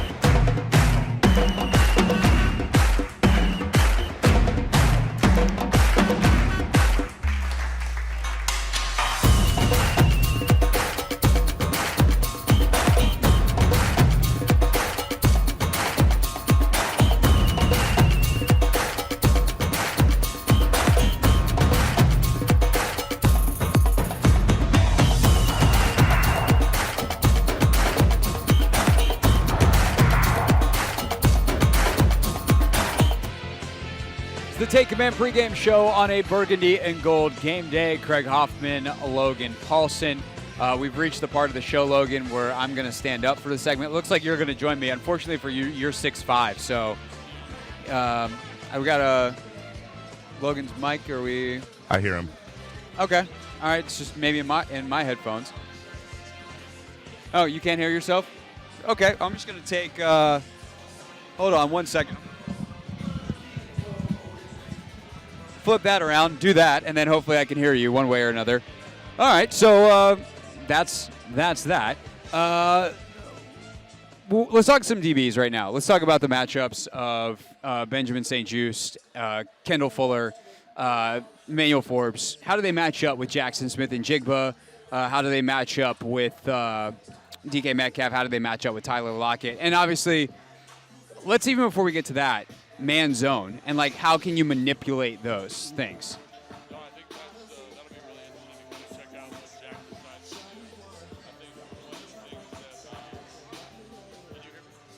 I can't. Chris back in the studio. I can hear you both. Okay.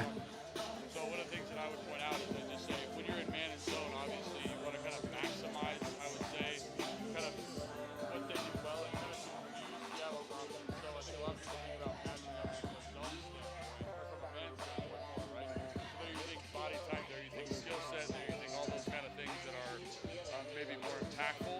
But zone, there's a similar element to that, I think, also. So if I'm Jack in man situations, I want to match up Benjamin St-Juste on the bigger body guy. That's just my preference. I think St-Juste has shown a bigger aptitude in those man-to-man situations to kind of maximize those guys, to maximize his skill set. I think Fuller would match up with Lockett. I was talking to Santana about this the other day, actually. And he said he would hate that. He said he'd prefer St-Juste on Lockett and Kendall on Metcalf because he feels that Lockett is a more nuanced route runner and presents a more challenging matchup for corners. So he says, I want the guy who's got the more, the twitchiness, the length to match up with Lockett, and the guy who's a little bit more cerebral to match up with Metcalf, which I thought was kind of interesting. But I do see value there because Metcalf is not an overly twitchy guy. He's very explosive linearly, but in terms of change of direction, you don't get that same thing. And I think the matchup you feel best about is Jackson Smith and Jigba in the slot, right? Like that's where you want to kind of,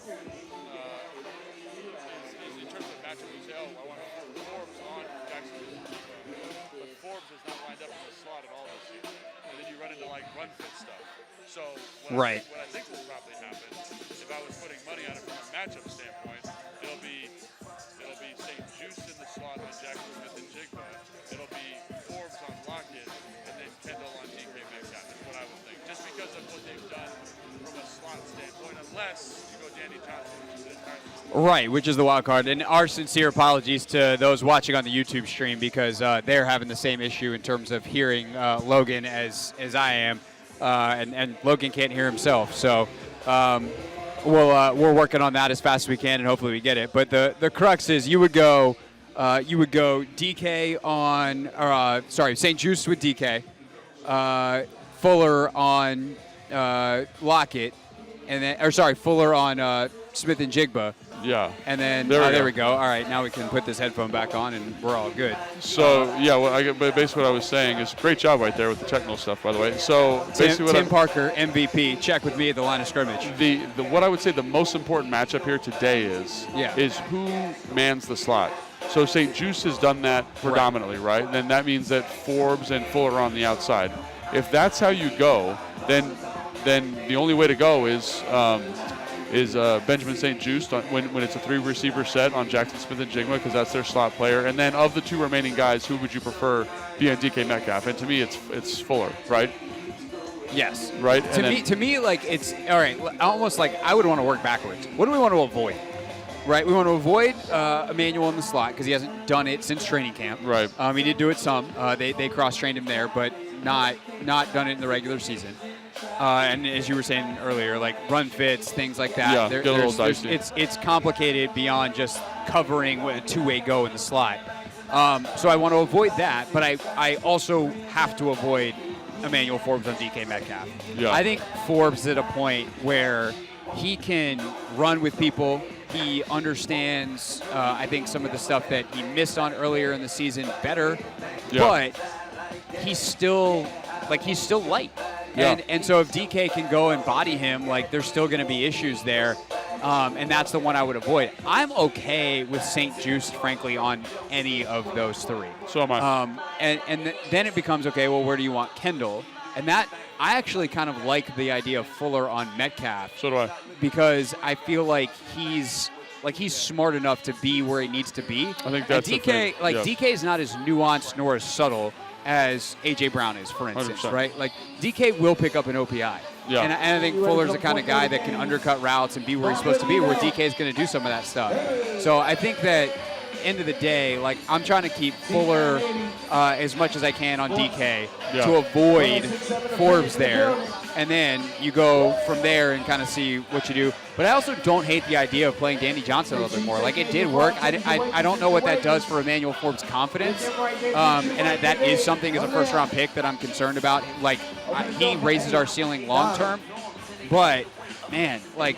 But I think, if you're really, I think the best matchup today could involve Danny Johnson. No, I agree, and I think that's one of the things you got to look at today is like how that ends up allocating, is what's going on with Danny Johnson in the slot, because Jackson Smith and Jigba I think is a pretty good slot receiver, and they do use him quite a bit. The other thing that's interesting is that they do have a body type in Jake Bobo from UCLA, who's like 6'5", like 220. Who's their other slot receiver that they kind of intermix in there. So what you don't want to do is kind of say, oh, we want to draw this matchup with Forbes on Jackson Smith and Jigba, and then they say, no, we think Jake Bobo is a better matchup for us in Seattle. So you know what I'm saying? Like, so they do have a lot of different body types there in Seattle too that you also kind of have to be aware of. But ultimately, what I would think is probably the best is kind of the first one we talked about there is St. Juste in the slot, and obviously if you're in base, then you can bump back outside like he's been doing.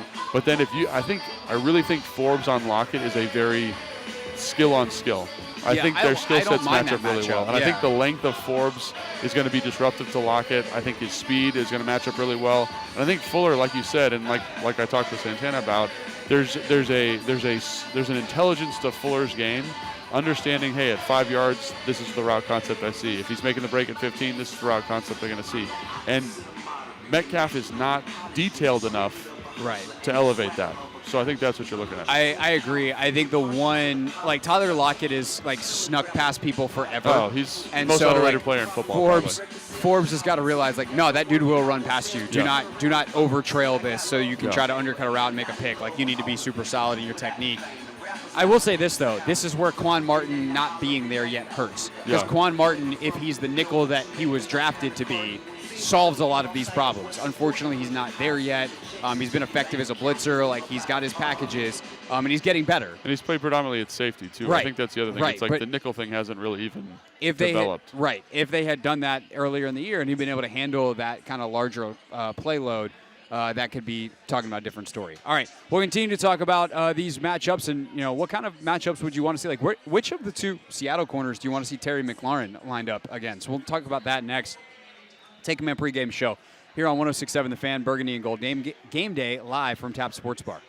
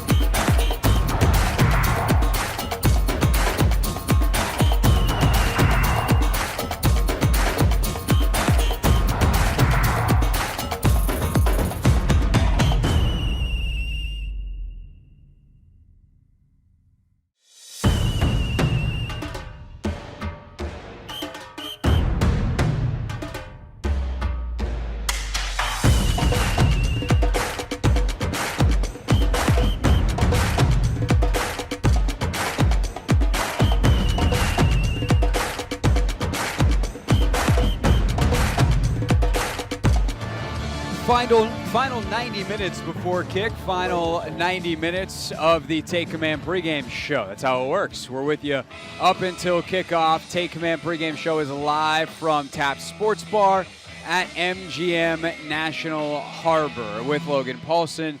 I am Craig Hoffman. All right, Logan, let's talk about this Washington offense and the Seattle defense. We talked about it a little bit earlier in the show, but I want to play kind of the same game, if you will, that we just played with the Seahawks receivers and the Commanders DBs. Because Tariq Woolen is a super-duper unique corner. 6'3", used to play receiver, runs a 4.3. Then on the other side, you have this ultra physical rookie in Devin Witherspoon, who's super talented, is having a great year, probably a better year than Woolen, who's the reigning defensive player of the year. Have a chance they go back-to-back. So if you're Washington today, you think about the matchups that you want to get. What are those matchups? So it's interesting, just to point of clarification here, Witherspoon has actually been playing predominantly nickel for them. So he doesn't play that much outside. Trey Brown is the other guy that plays outside. He's the guy that is also playing better than Tariq Woolen. Tariq Woolen's had a kind of a rough year, I think. You know, he's after being dominant for last year, ton of turnovers, not quite the same guy. Reminds me a little bit of Diggs down in Dallas, a guy that is, really his production is so strongly correlated to his turnover production. So if he's not getting that, he's kind of just okay. I mean, okay is maybe the wrong word. He's a fine corner. So in terms of matchup, I think Terry, I would probably want to get him on Tariq Woolen. I think Tyreek has just been a little bit more inconsistent. One of the things you talked about when he was coming out of college is that he's this tremendous athlete, for example, but he doesn't have the ball, like the corner instincts. And so with Terry out there, I think Terry, the way he runs routes, the way he competes, his physicality, I think that would be a lot for Woolen to deal with. And then, Trey Brown is someone I'd probably try to shy away from a little bit because he has two interceptions this year. He seems to be able to kind of be a little bit more competitive situations. So, but yeah, a little bit of a down year for Woolen. So I would probably try to get Terry on the second-year guy who isn't slumping necessarily because it's not like he's playing bad, but is definitely playing worse than he was last year. Yeah, I mean, look, he came out of nowhere to win Rookie of the Year, relatively speaking. He was a fifth-round pick out of UTSA, the Roadrunners. Yeah. Got to get your Roadrunner knowledge up. I think it's going to be interesting also today to see the deployment of the wide receivers in general. Like Curtis Samuel's back today. Yeah. Byron Pringle had such a great game last week. Jamison Crowder's been way more involved. Like, how do you mix and match those guys? I'd assume that Samuel's not going to have a full snap complement. But let's not get it twisted, because I think people get really excited when they see a guy like Pringle step up. When you see a guy like Crowder continue to step up, especially Jamison, who was drafted here and was beloved before he left, for good reason, back when I was covering the team and that rookie contract he had here. But Curtis is the best one of the bunch. Like, he does overall. Best athlete, yeah. But there are some things that I think those other guys do so extremely well that if you can leverage those skill sets in certain downs and situations, that is yet another tool that Eric Bieniemy has that, along with Bobby Ingram, the wide receivers coach, if they can kind of mix and match properly, like talk about the layers of this offense, they almost stumbled into some stuff last week that I think was pretty reusable long-term for them. Yeah, and I think the thing that you get with Jamison Crowder is he's got a little bit better feel, I would say, for playing the slot than Samuel does. And that's not a knock on Samuel. Samuel has tremendous horsepower. He's got this tremendous physicality, explosive quickness, twitch. He's very strong. All those things you want, you value at the position. He's had a very productive year. But I think the chemistry that Sam's been able to cultivate with Crowder directly correlated to how they see things the same way. They see defenses the same way. They see coverage structures the same way, and allows them for them to make plays together, which I think is great. I think Curtis could get there, but I think that's an easy thing to leverage. Like, hey, man, this bunch of routes, this third down concept, this third down package is for Crowder. And, hey, on first and second down, we like the opportunity to get Curtis these opportunities on jet sweeps or whatever it may be, a little more vertical attacking linebackers, whatever that looks like. So something that I think is pretty cool. And then obviously Pringle, I think his experience in the offense is another thing that stands out. Like, he's not exactly like the most polished guy. He doesn't have the experience that Crowder does, but he knows the offense really well, and he understands kind of conceptually what each concept is trying to maximize. Well, it's funny you say he's not the most polished route runner. The area where he shines, and he was this way in Kansas City, and someone that like is one of the better guys legitimately in the league at this. He's awesome in scramble drill situations. Yeah. Like, he just knows how to uncover. I mean, obviously, we had a good rapport with Mahomes, who is very easy to have a good rapport with in those situations, but so is Sam. Yeah. Like, Sam can make so many different throws, and the ability to just find space and say, okay, this is where I can uncover and give my quarterback a way to get me the ball.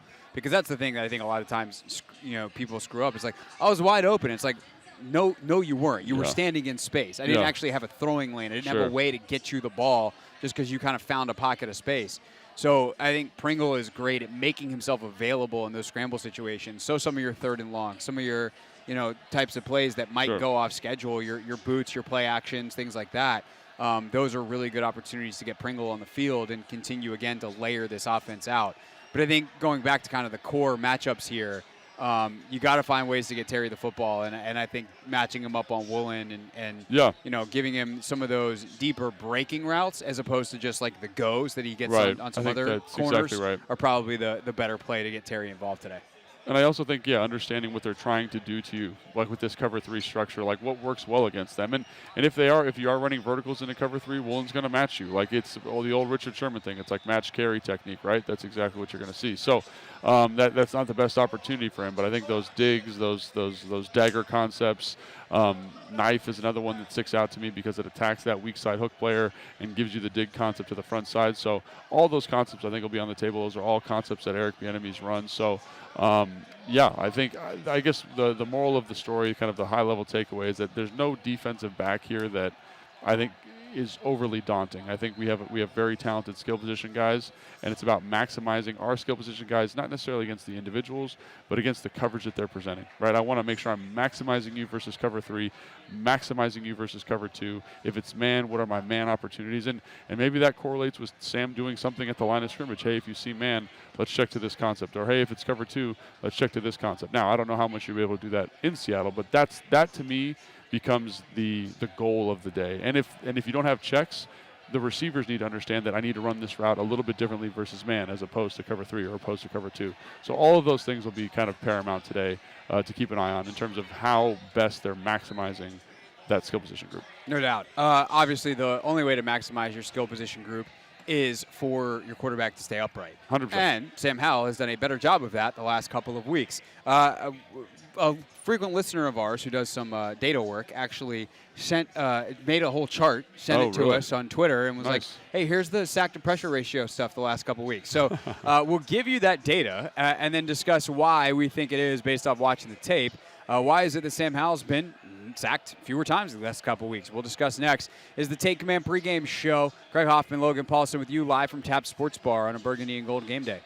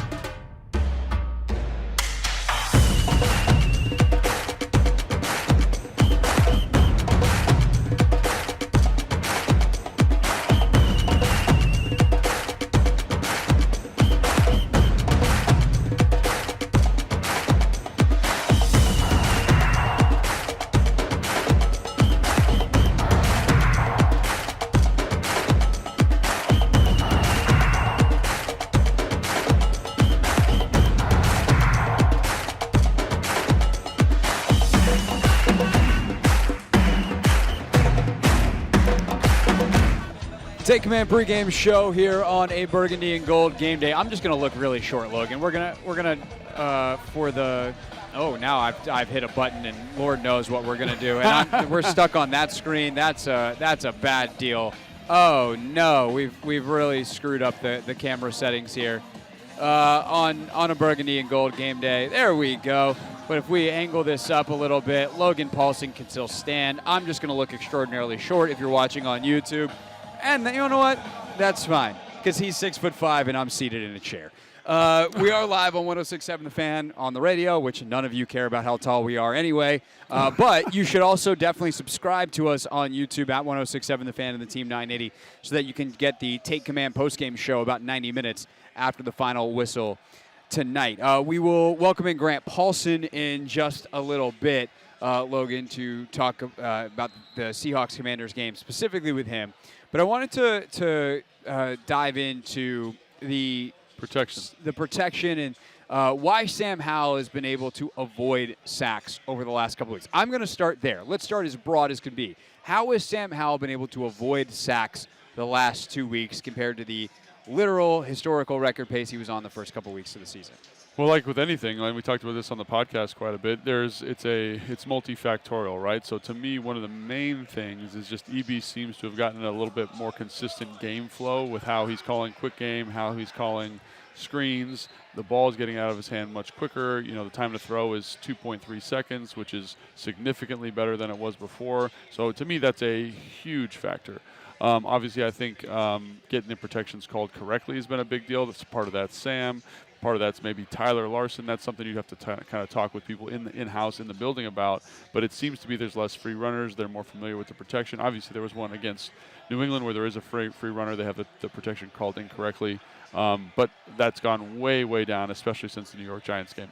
So I think, though, to me, schematically, it's probably the biggest thing. And also, I think there's an understanding that you see from Sam, which is great to see, that he understands, hey, I can check this protection. I can bring blockers in. I can get the ball out of my hand quickly. I might be hot here. I'm identifying coverage structures better.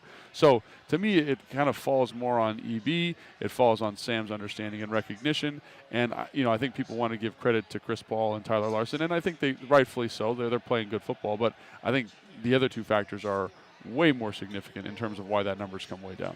Yeah, so it's interesting. So PFF, they've tracked sacks and pressures, and shout out to our guy Colin, who listens to the pod all the time. Nice. And has got his own blog and everything, and he likes to do a lot of work with data, and he compiled all this. But the pressures, as you see here, Logan, haven't really changed that much. Against Philadelphia, 18 pressures. Against New England, 18 pressures. Versus 20 against New York, 11 versus Atlanta, a season low, 23 against Chicago, 19-20 Philadelphia the first time in Buffalo. But the sack number is what's changed. Yeah. They have found ways now to, okay, you're facing pressure, but we're giving you answers, or you're doing the things as a quarterback you need to get the ball out of your hands. Just 1 sack against Philadelphia, 3 against New England. And so I think some of that is, like you said, like a huge factor is just the play calling, right? Yeah. Like they are more 3-step drop. You get a pressure, like, okay, it's not really that big of a deal. A 3-step drop, the ball is out. Or you have an answer and you know where it is. Sam's starting to learn the offense better. I think Sam is moving in the pocket better. Yeah. So all of those factors come together, and it really is, yes, they're reducing the number of overall pressures a little bit. Not really, though, according to yeah, this. but I mean, also, 20, 23, 19, 20 down to 18, 18. Yeah. Like you got a small percent, like a 5%, whatever it is, change. But the big change is taking those pressures and making sure they don't become sacks as often. I think this is a really good graphic, too, because you look at the game that has the fewest amount of pressures, that's the Atlanta game. Yep. It has 5 sacks. So I really think you see the correlation here between the quarterback and the pressure to sack ratio, right? And that's really what we're talking about. And so obviously the quick game, I think, is a huge element, right? It limits the time he's holding the football. Ball is out of his hand more quickly. We've talked about on the show, the podcast, how that makes it more difficult for pass rushers to be effective in terms of finding a rhythm. Right. But it's you can see Sam. You can see his understanding, right? In conjunction with the EB stuff, you can see the other elements of him saying, I know where I need to go with the ball. Oh, I understand that there's a pressure in this situation. Let me get the ball in my hand more quickly. So I think all that's great. Also, I think how he handles himself in the pocket is a little bit different, right? Yeah. Like early on in the season, he was running into sacks. All He'd the be in the time. pocket. He'd like try to vacate and run into sacks. And everyone said, oh, he's got to run more. He's got to understand when he can do that as well. So I think there's been just a better, especially over the last couple of weeks, a better understanding of, hey, this is when I can run. This is when the ball needs to be out of my hands. This is where the weaknesses of the protection. And that's EB calling the game differently. That's Sam with a better understanding. And I really think those are the two most deciding factors. Without a doubt. And I think it's important for people to note what we haven't said here.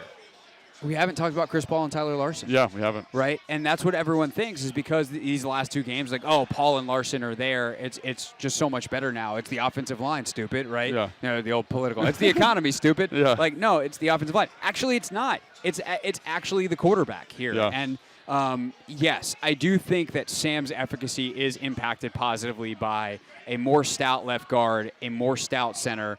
And I do think some of the stuff we're talking about on the mental side and getting the protections assigned and feeling more confident in that you have stuff blocked up is due to Tyler Larson being a veteran. Or, you know, at times him adjusting a little bit better and getting, you know, you get a little bit more of a block on someone. Does that give you the 2 inches of space you need to not get sacked? Right. Yeah. Right, where Sam can wiggle out of something. So I think yes, obviously the offensive line changes have played a part in this.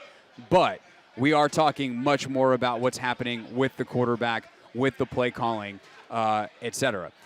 So I think that's just important to point out because it also goes back to kind of what we've been saying all year long is like this is a Sam Howell thing, and he deserves credit for adapting, not just the two guys in front of him change, and all of a sudden it's better now. Yeah, and I think maybe to your point, you know, there is a theory in offensive line play with a shorter quarterback. You want bigger guys to create more depth to the pocket, which you kind of alluded to there. So that could be a factor in that it's helping him see it a little bit better. Yeah, 100%. Potentially. But I think the driving factor are the things we've talked about. Sam's mental understanding, his familiarity with when he can't do stuff. So to me, it's on that end of the spectrum way more significantly than what we're looking at now.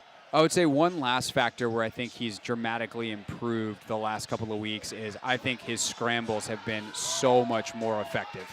Yes. He has he's found been ways. more selective about when to do it. Well, he would try to scramble earlier in the season, and he would run into sacks. 100%. He didn't know where the outlets were to escape.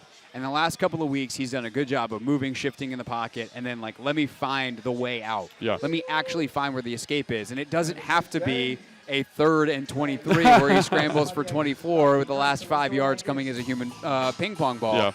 Yeah. But his ability to do that is a game changer because not only is it avoiding sacks, he's a good runner. Yeah. And so finding ways to let him use that part of his game is a good way to move the football. And I just thinking about the last 2 games, Philadelphia and New England, some of the stuff he's done, that's where he's been his best scrambling. You know, he's been his most effective scrambling, getting first downs, extending drives, all those different things. And you can tell he's not thinking about it the same way that he was thinking about it versus Atlanta or whoever he was earlier in the season. It's like a secondary or tertiary option, which is great to see. So, again, I think all of this information that we're kind of providing shows you kind of where he's at from a mental standpoint. And to me, the thing that is going to be challenging and interesting to watch as we move into the Seattle game is can you continue to make it easy for him? Because that's a lot on the coordinator. That's a lot on the coordinator to say, hey, man, here are your answers. How do you feel? And Sam's got to take a lot of onus, too, but just making sure he's comfortable with every kind of aspect of the game plan, every opportunity, I think is a huge deal. And that's one of the most compelling things about this week and something you're kind of waiting on with bated breath a little bit. It's like, can they do it again? Can they continue to make sure Sam understands when the ball needs to be out, the quick game, the outlets, the pressure checks, all those different things, and can he get it communicated up in Seattle? So that's one thing I just want to see a continuation of that because you always talk about how it's good, bad, but it's kind of trending more positively. Over the last couple of weeks, there's been some good and bad, but it's definitely been a much more positive trajectory. Can you keep that clear positive trajectory with a defense that's pretty solid, with a new environment, and new variables, and new parameters? No doubt about it. All right, that is Logan Paulsen. I am Craig Hoffman here on the Take Command pregame show live on a Burgundy and Gold game day at Tap Sports Bar, MGM National Harbor. Coming up next, Grant Paulson joins us from, of course, 106.7 The Fan. Grant and Danny. His thoughts on the early games, and we'll give you all the scores and updates around the league after we get done talking to Grant. A bunch of these games about to go final. We'll get some of his thoughts on the early games and, of course, his thoughts on Seahawks and Commanders next. Greg Hoffman, Logan Paulsen with you on a Take Command pregame show, Sunday afternoon edition on 106.7 The Fan.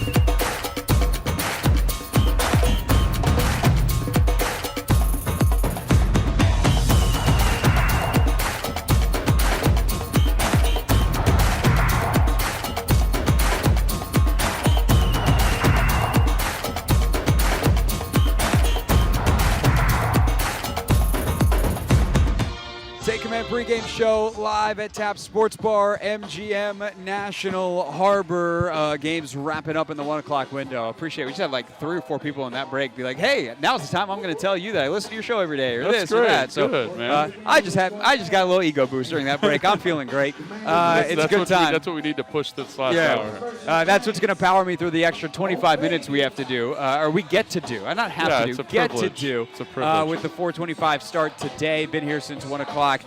We will, of course, be here typically 10 a.m. Doors open at 11 at Tap Sports Bar for the 1 o'clock games. Logan Paulsen there again. Craig Hoffman here. And joining us now is Grant Paulson of 106.7 The Fans. Grant and Danny on this Burgundy and Gold game day. GP, how are you doing in your man cave today? I am doing well. I'm enjoying what is a smaller 1 o'clock window than normal, which is the way it should be. And less games to monitor means, you get to see a little bit more of everything. So I like it. And I'm sure you just saw San Francisco, another touchdown on the board. So a thorough blowout there. What have you taken away, your big takeaway or two from the 1 o'clock window? Yeah, a couple of things. I mean, C.J. Stroud's outstanding. The Texans have found themselves their quarterback of the future. He's playing really well. His completion percentage is never all that high, and one thing I noticed with him is he does throw the ball down the field a lot. I think as he grows, he's going to get more comfortable just taking what's right in front of him, and that completion percentage will go up. But, again, he's protecting the football. Just 1 interception all season, none today, 294 yards against the Bengals team that was one of the hottest in the league, and I think it's a real contender in the AFC. He's been outstanding. You mentioned the 49ers, a get-right game for them. They had lost 3 in a row going into their bye. Felt great about Kyle Shanahan with an extra week to prepare, but the Jags were also coming off a bye. They're at home. They completely laid an egg today. Trevor Lawrence has thrown 2 picks. Brock Purdy, 3 interceptions without any turnovers. And Christian McCaffrey's averaging 6 yards a carry. They've got a lot of production out of George Kittle today, so I thought that was big. And, another thing I'll say is Pittsburgh and Green Bay are playing a tight game, but the Steelers' defense is so good that even though their offense is bad, if they could get to 23 points like they're at today, I mean, that team could win 11 games and be a real pain in the butt in the playoffs. So you see what today. They played Jalen Warren more. Their offense is better. They're at 20 points. They haven't really gotten Pickens involved, so I still have my issues. But overall, I think Pittsburgh's in a really good place going into the second half of the season. It's interesting when you were talking about C.J. Stroud there. You talk about how he pushes the football down the field more. And it's interesting because defenses have made like a big push to stop that. And what if that's like what it is? You're just gambling now more? Just get that football down the field. Who cares about completion percentage? Grant, I know you like to throw the football a lot. Is that something you abide by, or do you think that's too risky? So I am typically a little less, I'm risk averse, I would say. Yeah. But he hasn't thrown picks. I mean, it's pretty amazing. It's not to say that he hasn't had some luck in that. Like, that's unsustainable, obviously.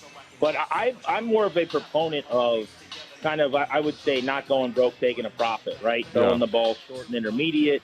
The problem with that, as you said, is these defenses now are almost daring you to do that because there's so many flags called. There's so many different, you holding pen or the illegal man downfield or these OPIs out of these sack formations that it just seems like defensive coordinators are basically saying, you're not going to be able to go 12 plays without getting behind the stick. And I think that's why scoring's down and some of the chunk plays are down in this league right now. So for all those reasons, I guess I'm typically averse to what Houston's doing, but he sees it well. They've got some speed on the outside, so they're doing some good things. That's the Shanahan tree. That's, Bob Slowick's son, Bobby, who came from Kyle's, building. I want to talk to you about that another time when we're not on air, Logan, because he was like the assistant outside linebackers coach on that staff. Correct, yeah. When you were in Washington, and we kind of made jokes about like him getting Brian Orakpo's sunflower seeds. But if you hang around Kyle Shanahan long enough, you're going to become a head coach. He's proof of that. That is, who knows? He might be the head coach here next year. That could be that'd be wild. He's going to be a candidate in a lot of places, and we expect there to be a potential opening here. But we don't need to talk about that right now. We need to talk about today. Seahawks, Commanders. Kind of the thing that we've been balancing all day, Grant, is, what does this defense need to do with where we think the offense is right now? Like, it seems like it is on the defense big time to show up and kind of have its first good game of the year, really. How capable do you think they are against the Seattle offense of doing that? I think this is a game where you might be able to make some plays and be opportunistic on the back end, right? Like, Geno Smith's going to give you some chances. He's going to put some balls up for grabs and turnover-worthy plays. This is an offense that has been bottom 10 in the league in terms of interception rate this year. I'm not convinced they're going to get a lot of pressure, right? So I think you're going to have to do some of that with coverages and disguising things and maybe fooling him. I don't think this is a game where, like, Tuhill has 2 sacks and Smith Williams has 2 sacks. I think it's going to be more relying upon maybe your back end to kind of confuse him occasionally, or maybe JDR game where he's got to show something pre-snap and do something else after the snap. But I think that's the way they're going to stay in the game. I think offensively they've done a good job stopping the run, so the Seahawks aren't going to try to ground and pound them. I think Seattle would be smart to come out, spread them out, start with the quick game, get all 3 of their receivers involved. Like the matchup here for Washington that you'd be worried about is if Emmanuel Forbes is working on one of that big 3. And they're going to be able to find him. You can't hide like him or Danny Johnson, right? So I would operate at a spread and 11 personnel a bunch, and I would just plan on coming out throwing the football up on Seattle. And if you're Washington, I think you got to get a couple takeaways to stay in the game. Yeah, 100%. And I think the other thing that, that kind of keeps coming up with the defense is, like, can they eliminate some of these mental mistakes versus an explosive offense that can't sustain drives? And I just wanted to get your thoughts on that. Say it again, Logan. You broke up. So, buddy. yeah, sorry. My mic's been being weird all day. So what I was going to say is just that, like, this defense, I think they're talented enough to do it, the Commanders' defense I'm talking about, but they've give up all these kind of explosive plays off of mistakes. Can they limit some of those today versus an offense that does have a little bit of nuance to it in terms of motions and jet sweeps and things like that? Yeah, it's a huge concern for me, right, is that explosive, the chunk play in the secondary especially. Like, after the game, they'll say, oh, well, we had the one play get away from us. Right. We need to communicate better. If the one play is a 68-yard touchdown run or just your safety and your corner aren't on the same page and it's a wide-open route for a touchdown, that's one too many. You can't have that.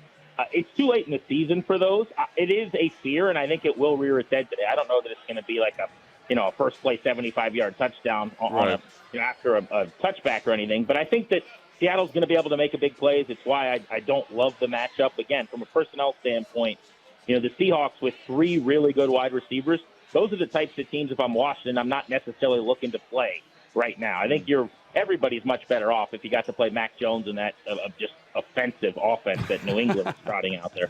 What a gross, disgusting pile of spinach that is. But if you get to play that game, that's one thing. That's fine. Emmanuel Forbes can look great, and Benjamin St. Juste can do his 2-arm celebration thing. I'm not really sure what that is, but I love it. Like, you get to see a lot of that. When you play this group, you're running around with DK, you're running around with Lockett, and I think Jackson Smith and Jigba's going to be a dude in this league. So we're going to find out a lot about the secondary today. One thing that we actually haven't talked about today, Grant, I'm curious your thoughts, and then Logan, maybe we'll talk about this next after we bid GP adieu for the witching hour here as all these games are in the fourth quarter, is the noise in Seattle today. How much do you think that affects Sam Howell, who's never – like, he played in Denver earlier this year, but this is by far the loudest place he will have had to play as a pro. And while he played against Virginia Tech and Clemson in the ACC, 2 fantastic environments, it's very different when you have the headset in your helmet versus a bunch of hand signals from the sideline. So I would say I'm worried about that, but he's been outstanding on the road in some of these tough environments. Like, I know the Patriots are a really gross pile of anchovies, but that's a tough place to go play in New England and Foxborough, right? I mean, you still got to get off the bus. There's a lure to that for young guys. It's a big, big deal. I think about Denver. I was on the beat through a full cycle of games for 4 years. That was the second loudest place I'd ever been, other than maybe Seattle. I thought he handled that really well. Like, so he's gone from cold weather environments, East Coast environments. He's flown cross country. It really hasn't been that big of a problem. I know Seattle is louder, and I think it becomes an issue if, like, the game starts to pile up on you, right? If you get into those quicksand situations. But I say that, and Denver could have, and he didn't really let it happen. He made some of his best throws of the year. So I'm not sure it's going to be a big factor. He seems fairly unfazed. I do want to say really quickly that Jameis Winston just made one of the craziest Jameis Winston throws I've ever seen in my life. Logan, Craig, he was like on the near sideline. Yeah, I just and saw it. Planted and threw to the back corner on the other side of the field in like the dumbest, worst, yes touchdown you've ever seen in your life.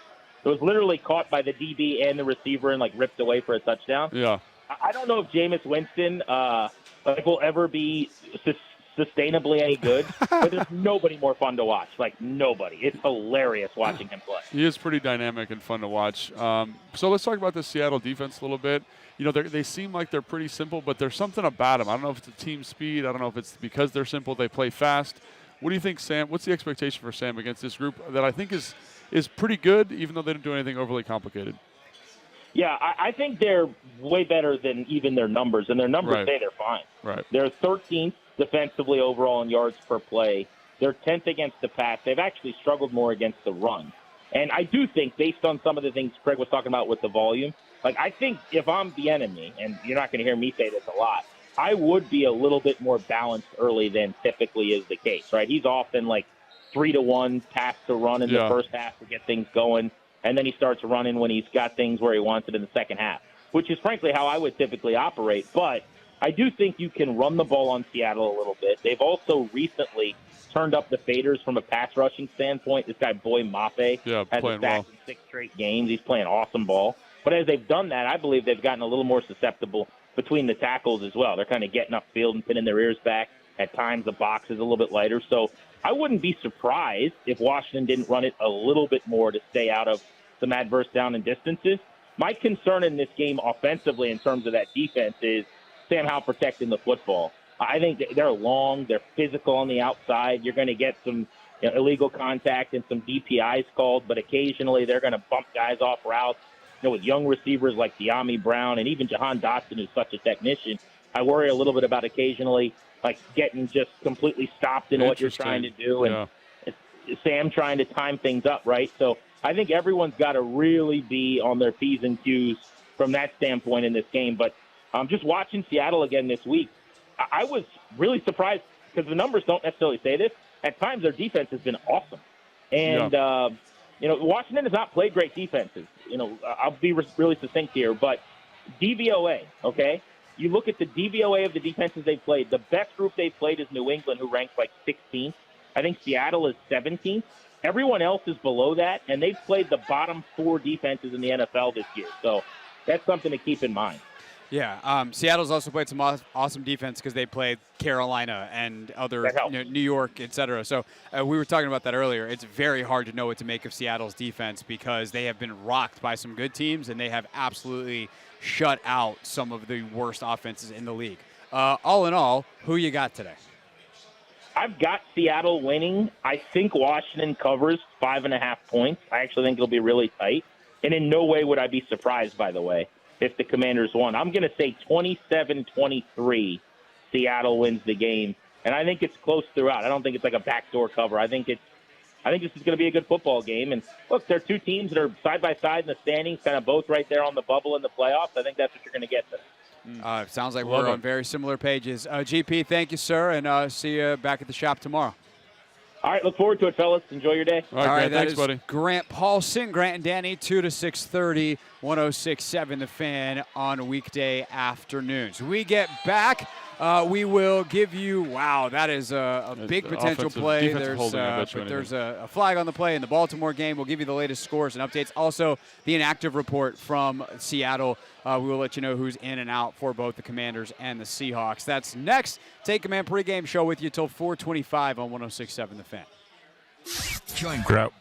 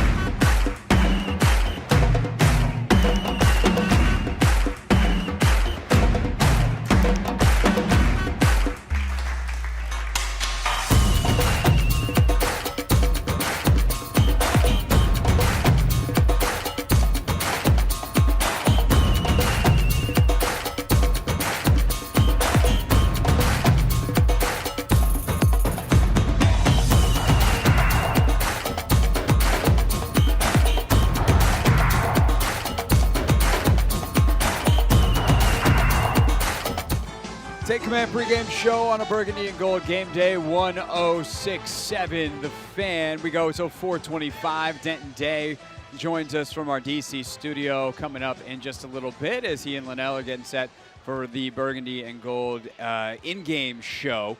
We're just on 106.7 The Fan today, but make sure you catch us each week 3 hours prior to kickoff on 106.7 The Fan or the Team 980, typically simulcast. Just a day full of hoops over on 980 today. By the way, Tim, I know you were watching the game earlier. Did Maryland wind up coming back? They were pushing hard towards the end of that one. No, Maryland lost.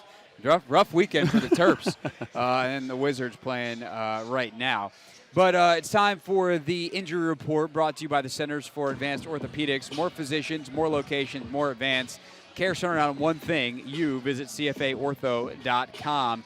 The inactives today for Washington: Tariq Castro Fields, Julian Good-Jones, the guard who was signed this week off the practice squad. Both tight ends again, Hodges and Turner are inactive, and then Mitchell Tinsley as well. So you continue with Alex Arma in the mix, and they've moved around some of the practice squad guys, O-linemen, et cetera, to get people up with Ricky Stromberg's injury, et cetera. So, but the big thing is Curtis Samuel back after missing last week's game with the toe injury. Right now, let's take a quick look, Logan, around these early games and what's going on. Some of them are pretty much over. A couple of them still tight. You got 3 minutes to go in the fourth in Cincinnati. The Bengals have the ball and are driving, trying to get back into it against the Texans. But C.J. Stroud has a 10-point lead, 305 yards, touchdown. He did finally throw another pick. Oh, okay. But Devin Singletary also 27 for 139 and a touchdown. Not a This bad Houston day. offense, man, it is. It's rolling. It's about to get your boy Bobby Slowick a head coaching job. Yeah. I mean, it'll be interesting to see if he gets a lot of burn after just 1 year. But yeah, man, that offense has been super impressive. With a group of guys that people were kind of much maligned about. They kind of said, hey, there's no real dynamic playmakers here, but they find a way to get it done, and they've kind of developed a lot of young talent, which is pretty awesome too. No doubt about it. Josh Dobbs had a heck of a first half. He has come back to earth in the second. Vikings were up 24-3 at halftime, but now it's just 27-19. Jameis Winston in this game trying to bring the Saints back after Derek Carr had an injury. So Vikings have the ball, trying to run it out. 9:38 to go in the fourth in this one. Yeah, and I think, one of the things about Jameis Winston, he's a little bit high variance, but one thing about a high variance guy in a situation like this is kind of what you want. A guy that's going to push the football down the field, take some chances. So that's one to keep an eye on for sure with 9 minutes left.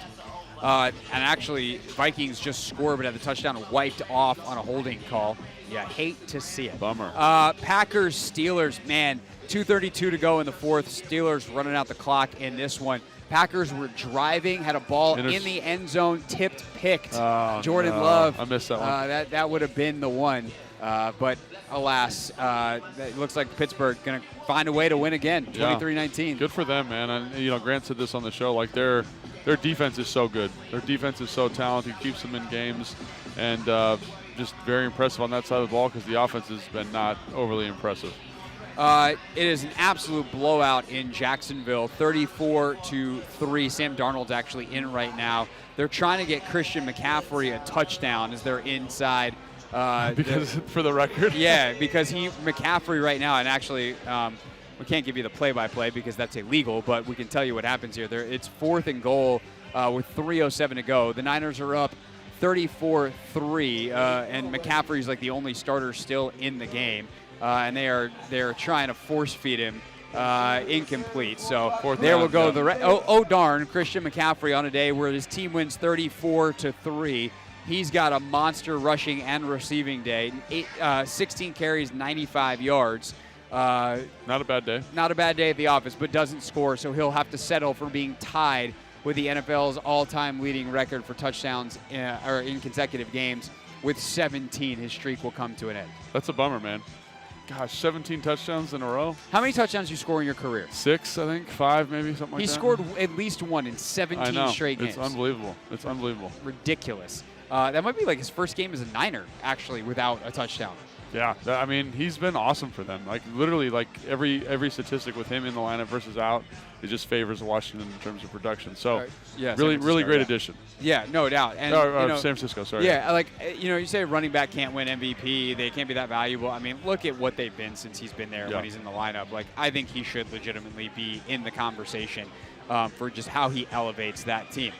Titans and Buccaneers. Bucs kind of running away with this one, 20-6, minute 22 to go in the fourth quarter. Baker Mayfield, 278, 2 touchdowns and a pick. Rachaad White also had a long touchdown or a long run in this one. Mike Evans, 6 for 143. Mike Evans still got it, man. One of the most dominant kind of one receivers in the NFL, and I think Rachaad White's touchdown came on a screen pass. So, is that where? Yeah. I thought I saw him running down the sideline and scoring, but I didn't see it in the stats. That was probably because the ball was thrown to him. That's what happens when you host a radio show and also try to watch football at the same time. And last but not least, our eyes have been locked in on this one all day. You still got 10 minutes left in this one.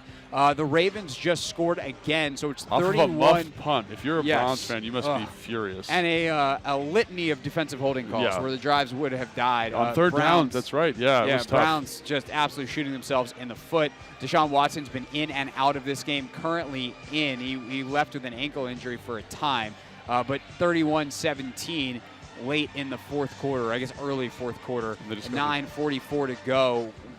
Cleveland might be having the ball down in the red zone if that flag is a PI. All right, we get back here on the Take Command pregame show. We'll recap kind of our high-level thoughts on this game as we get you set for kickoff of Seattle and Washington coming up at 4:25, and then we will have our picks, our difference makers of the game, all that still to come in the final half hour of the Take Command pregame show on a Burgundy and Gold game day.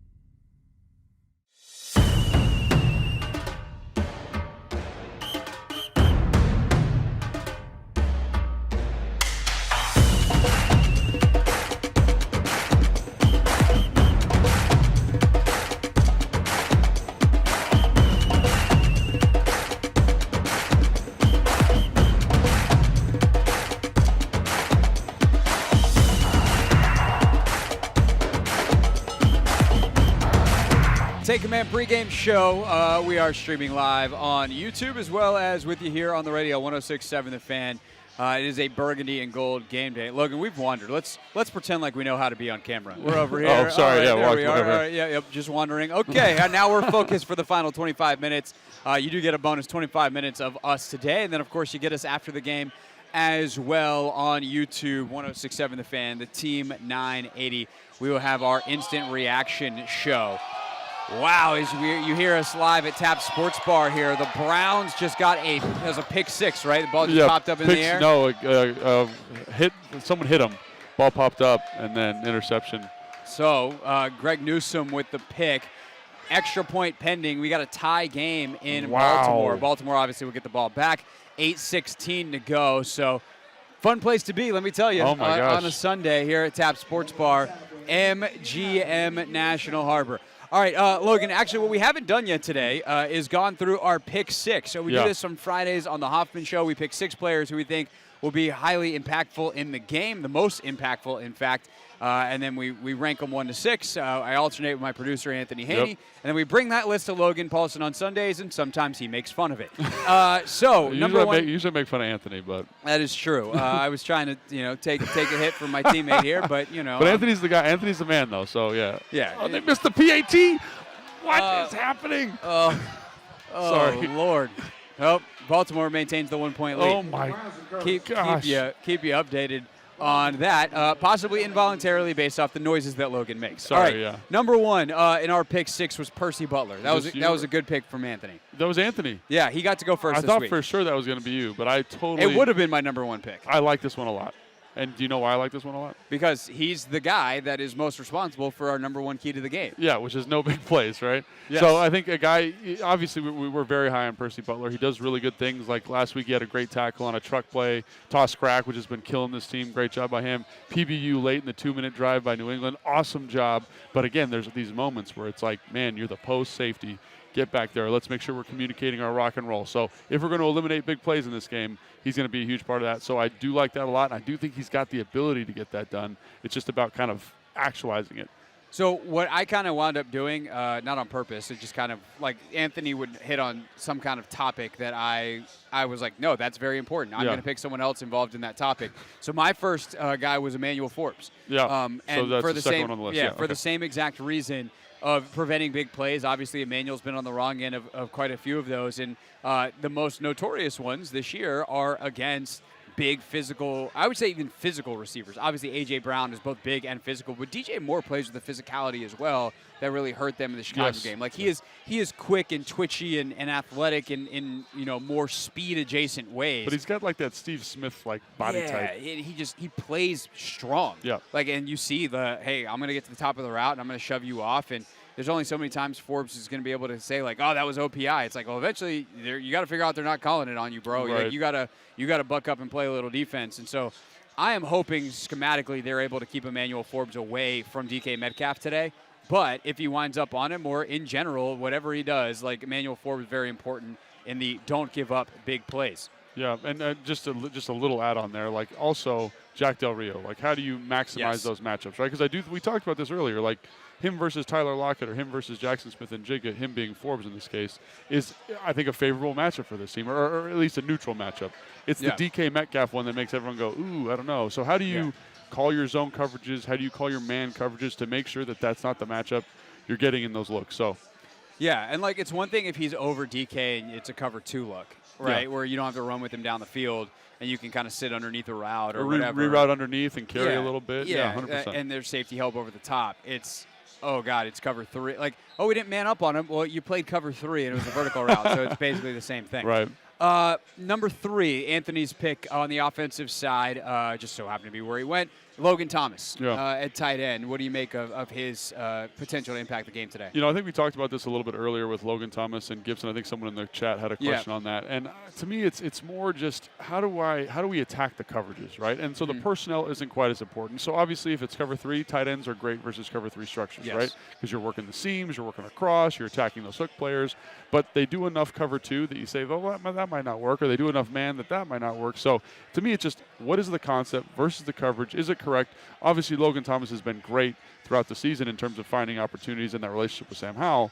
But it's also, to me, it's more of an EB maximizing these guys as opposed to the individual matchups because so much zone, right? Yeah, no, I think the reason Anthony said, which I do agree with though, is like Logan is one of the key guys at this kind of new facet of let's get the ball out of Sam's hand actually quickly, right? Like it's just easier to throw on a 3-step drop to someone who's closer to you, right? You're not throwing a ton of 3-step drop deep outside. It's like, let me hit the quick slant over the middle. Let me hit the 5-yard sit over the ball. Let me hit the short hitch the stick, right? And your tight end is running a lot of those. Also, as they've max protect a little bit more, Logan's got to buck up as a pass protector. So he definitely has a role. For me, I'm with that 100%. My number one offensive guy is Terry.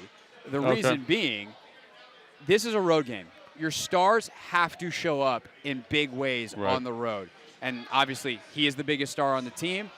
He's got to find a way to make plays. And I also think, like, going back to the EB part of this, if you know that you're playing a bunch of cover 3 and, like, some of those seam stuff are going to be open, can you line Terry up inside a little bit more? Yeah. Like, can you create the matchups you want in those zone coverages where you unlock one of the best vertical receivers in football to get vertical? And to your main point about like your playmakers having to make plays, I think back to the New York Giants game when things got a little hairy, and the thing that got him going was Terry on some explosive plays. And I know that's not always the case, but maximizing him is going to be important. So you mentioned formation, you mentioned opportunity. I love the quick game analysis. That's awesome because in cover 3 and cover 2, especially in cover 3, there's only 4 underneath defenders. So if you've got a 4-man route concept, you can really manipulate those guys. Obviously, cover 2 is a little bit different. Yeah. Want to kind of attack those bows, kind of that 10 to 15-yard window right behind those linebackers. But 100% agree with that. And, yeah, man, I think both those are really good players. But, I mean, I think it kind of extends to all of the offensive playmakers. Like, how do you get Jahan Dotson? But I think on the road, Terry McLaurin and Logan Thomas are great because of their relationship with Shannon, because of their role within the offense. No doubt about it. All right, next up, Brian Robinson. And this is the one that is always funny because I think both of us would be like, yes, we would like to see Brian Robinson involved in the game. And Eric Bieniemy's like, I don't know. I don't really like running the football that much.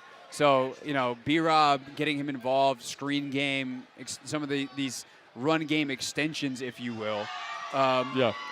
Is that possible, or would you prefer to see like an Antonio Gibson? And how do you deploy the running backs today? Yeah, I think that's a really good question. And I think Brian Robinson, Christian Rodriguez, Gibson, they've all kind of had their moments this year. And I think back to last week with Gibson, and he was the guy.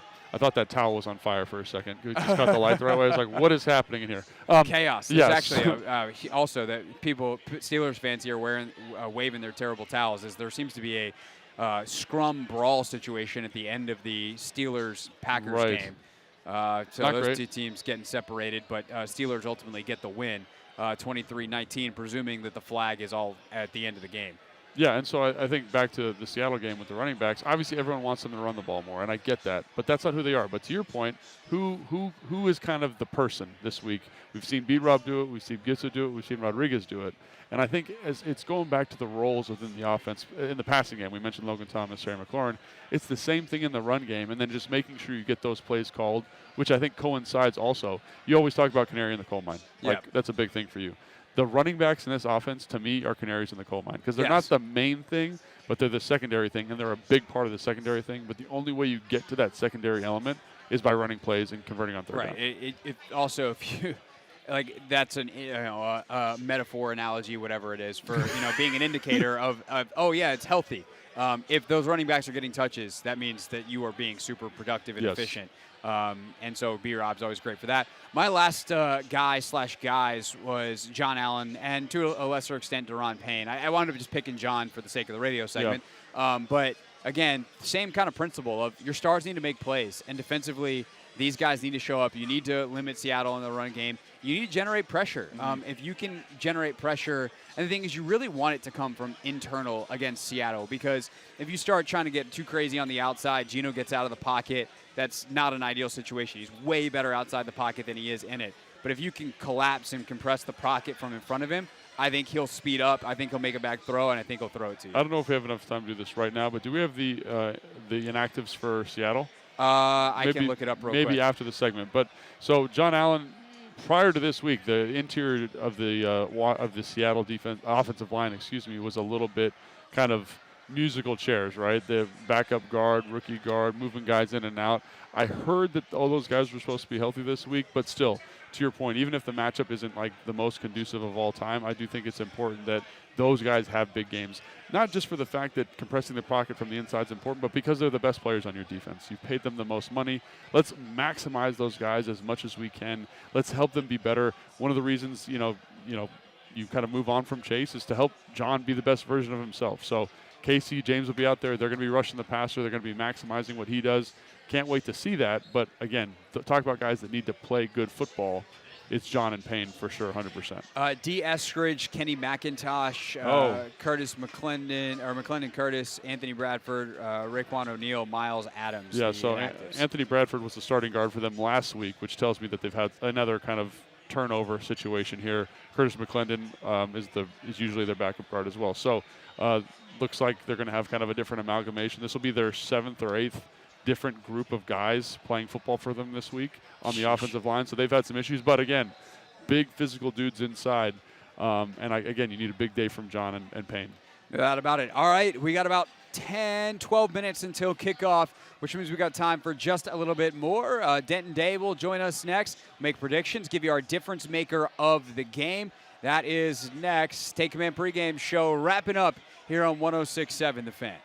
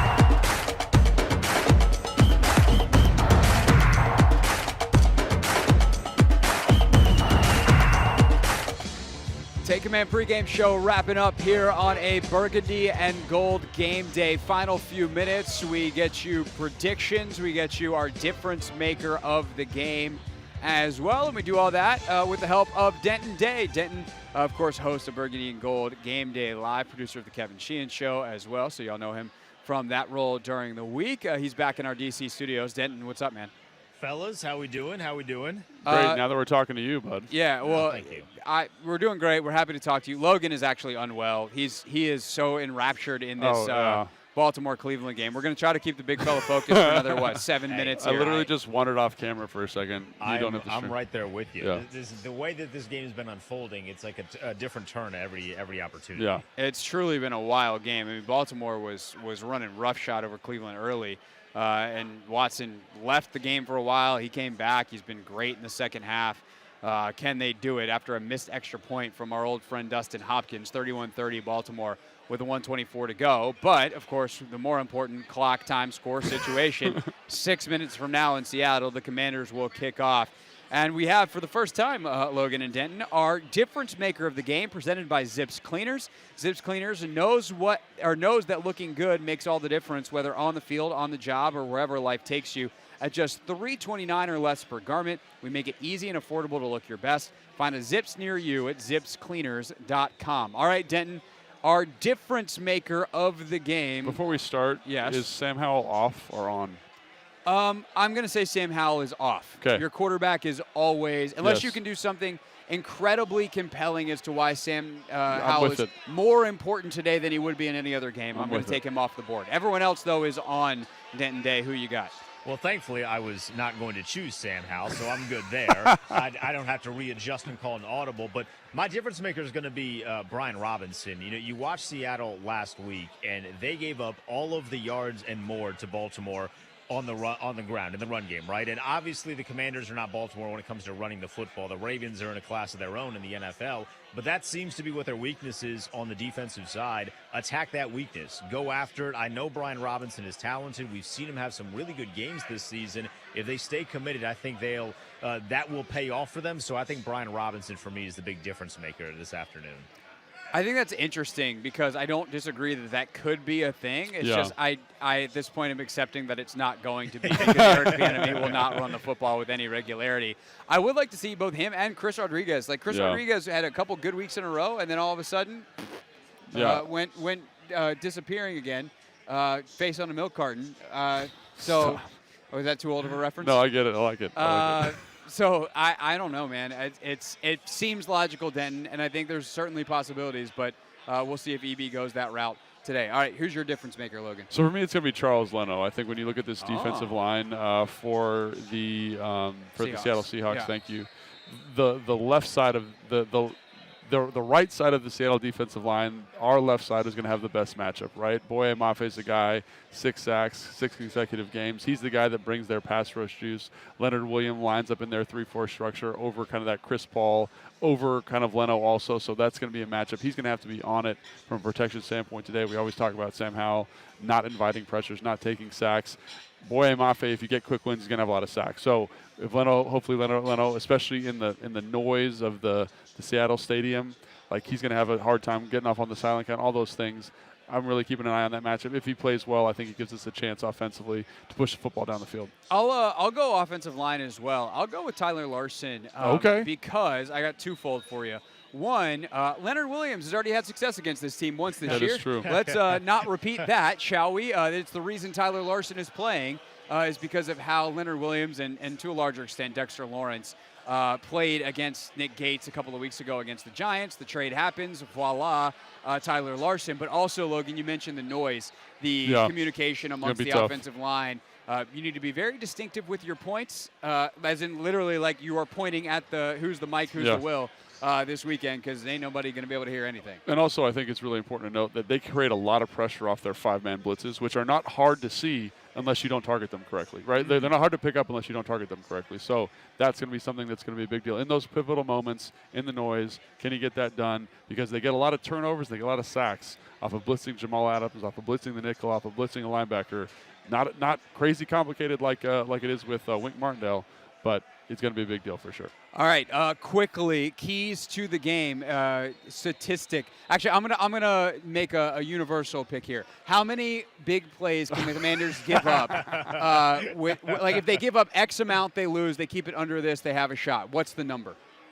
What are we considering big plays? How 15-plus big? yard run, 20-plus yard pass.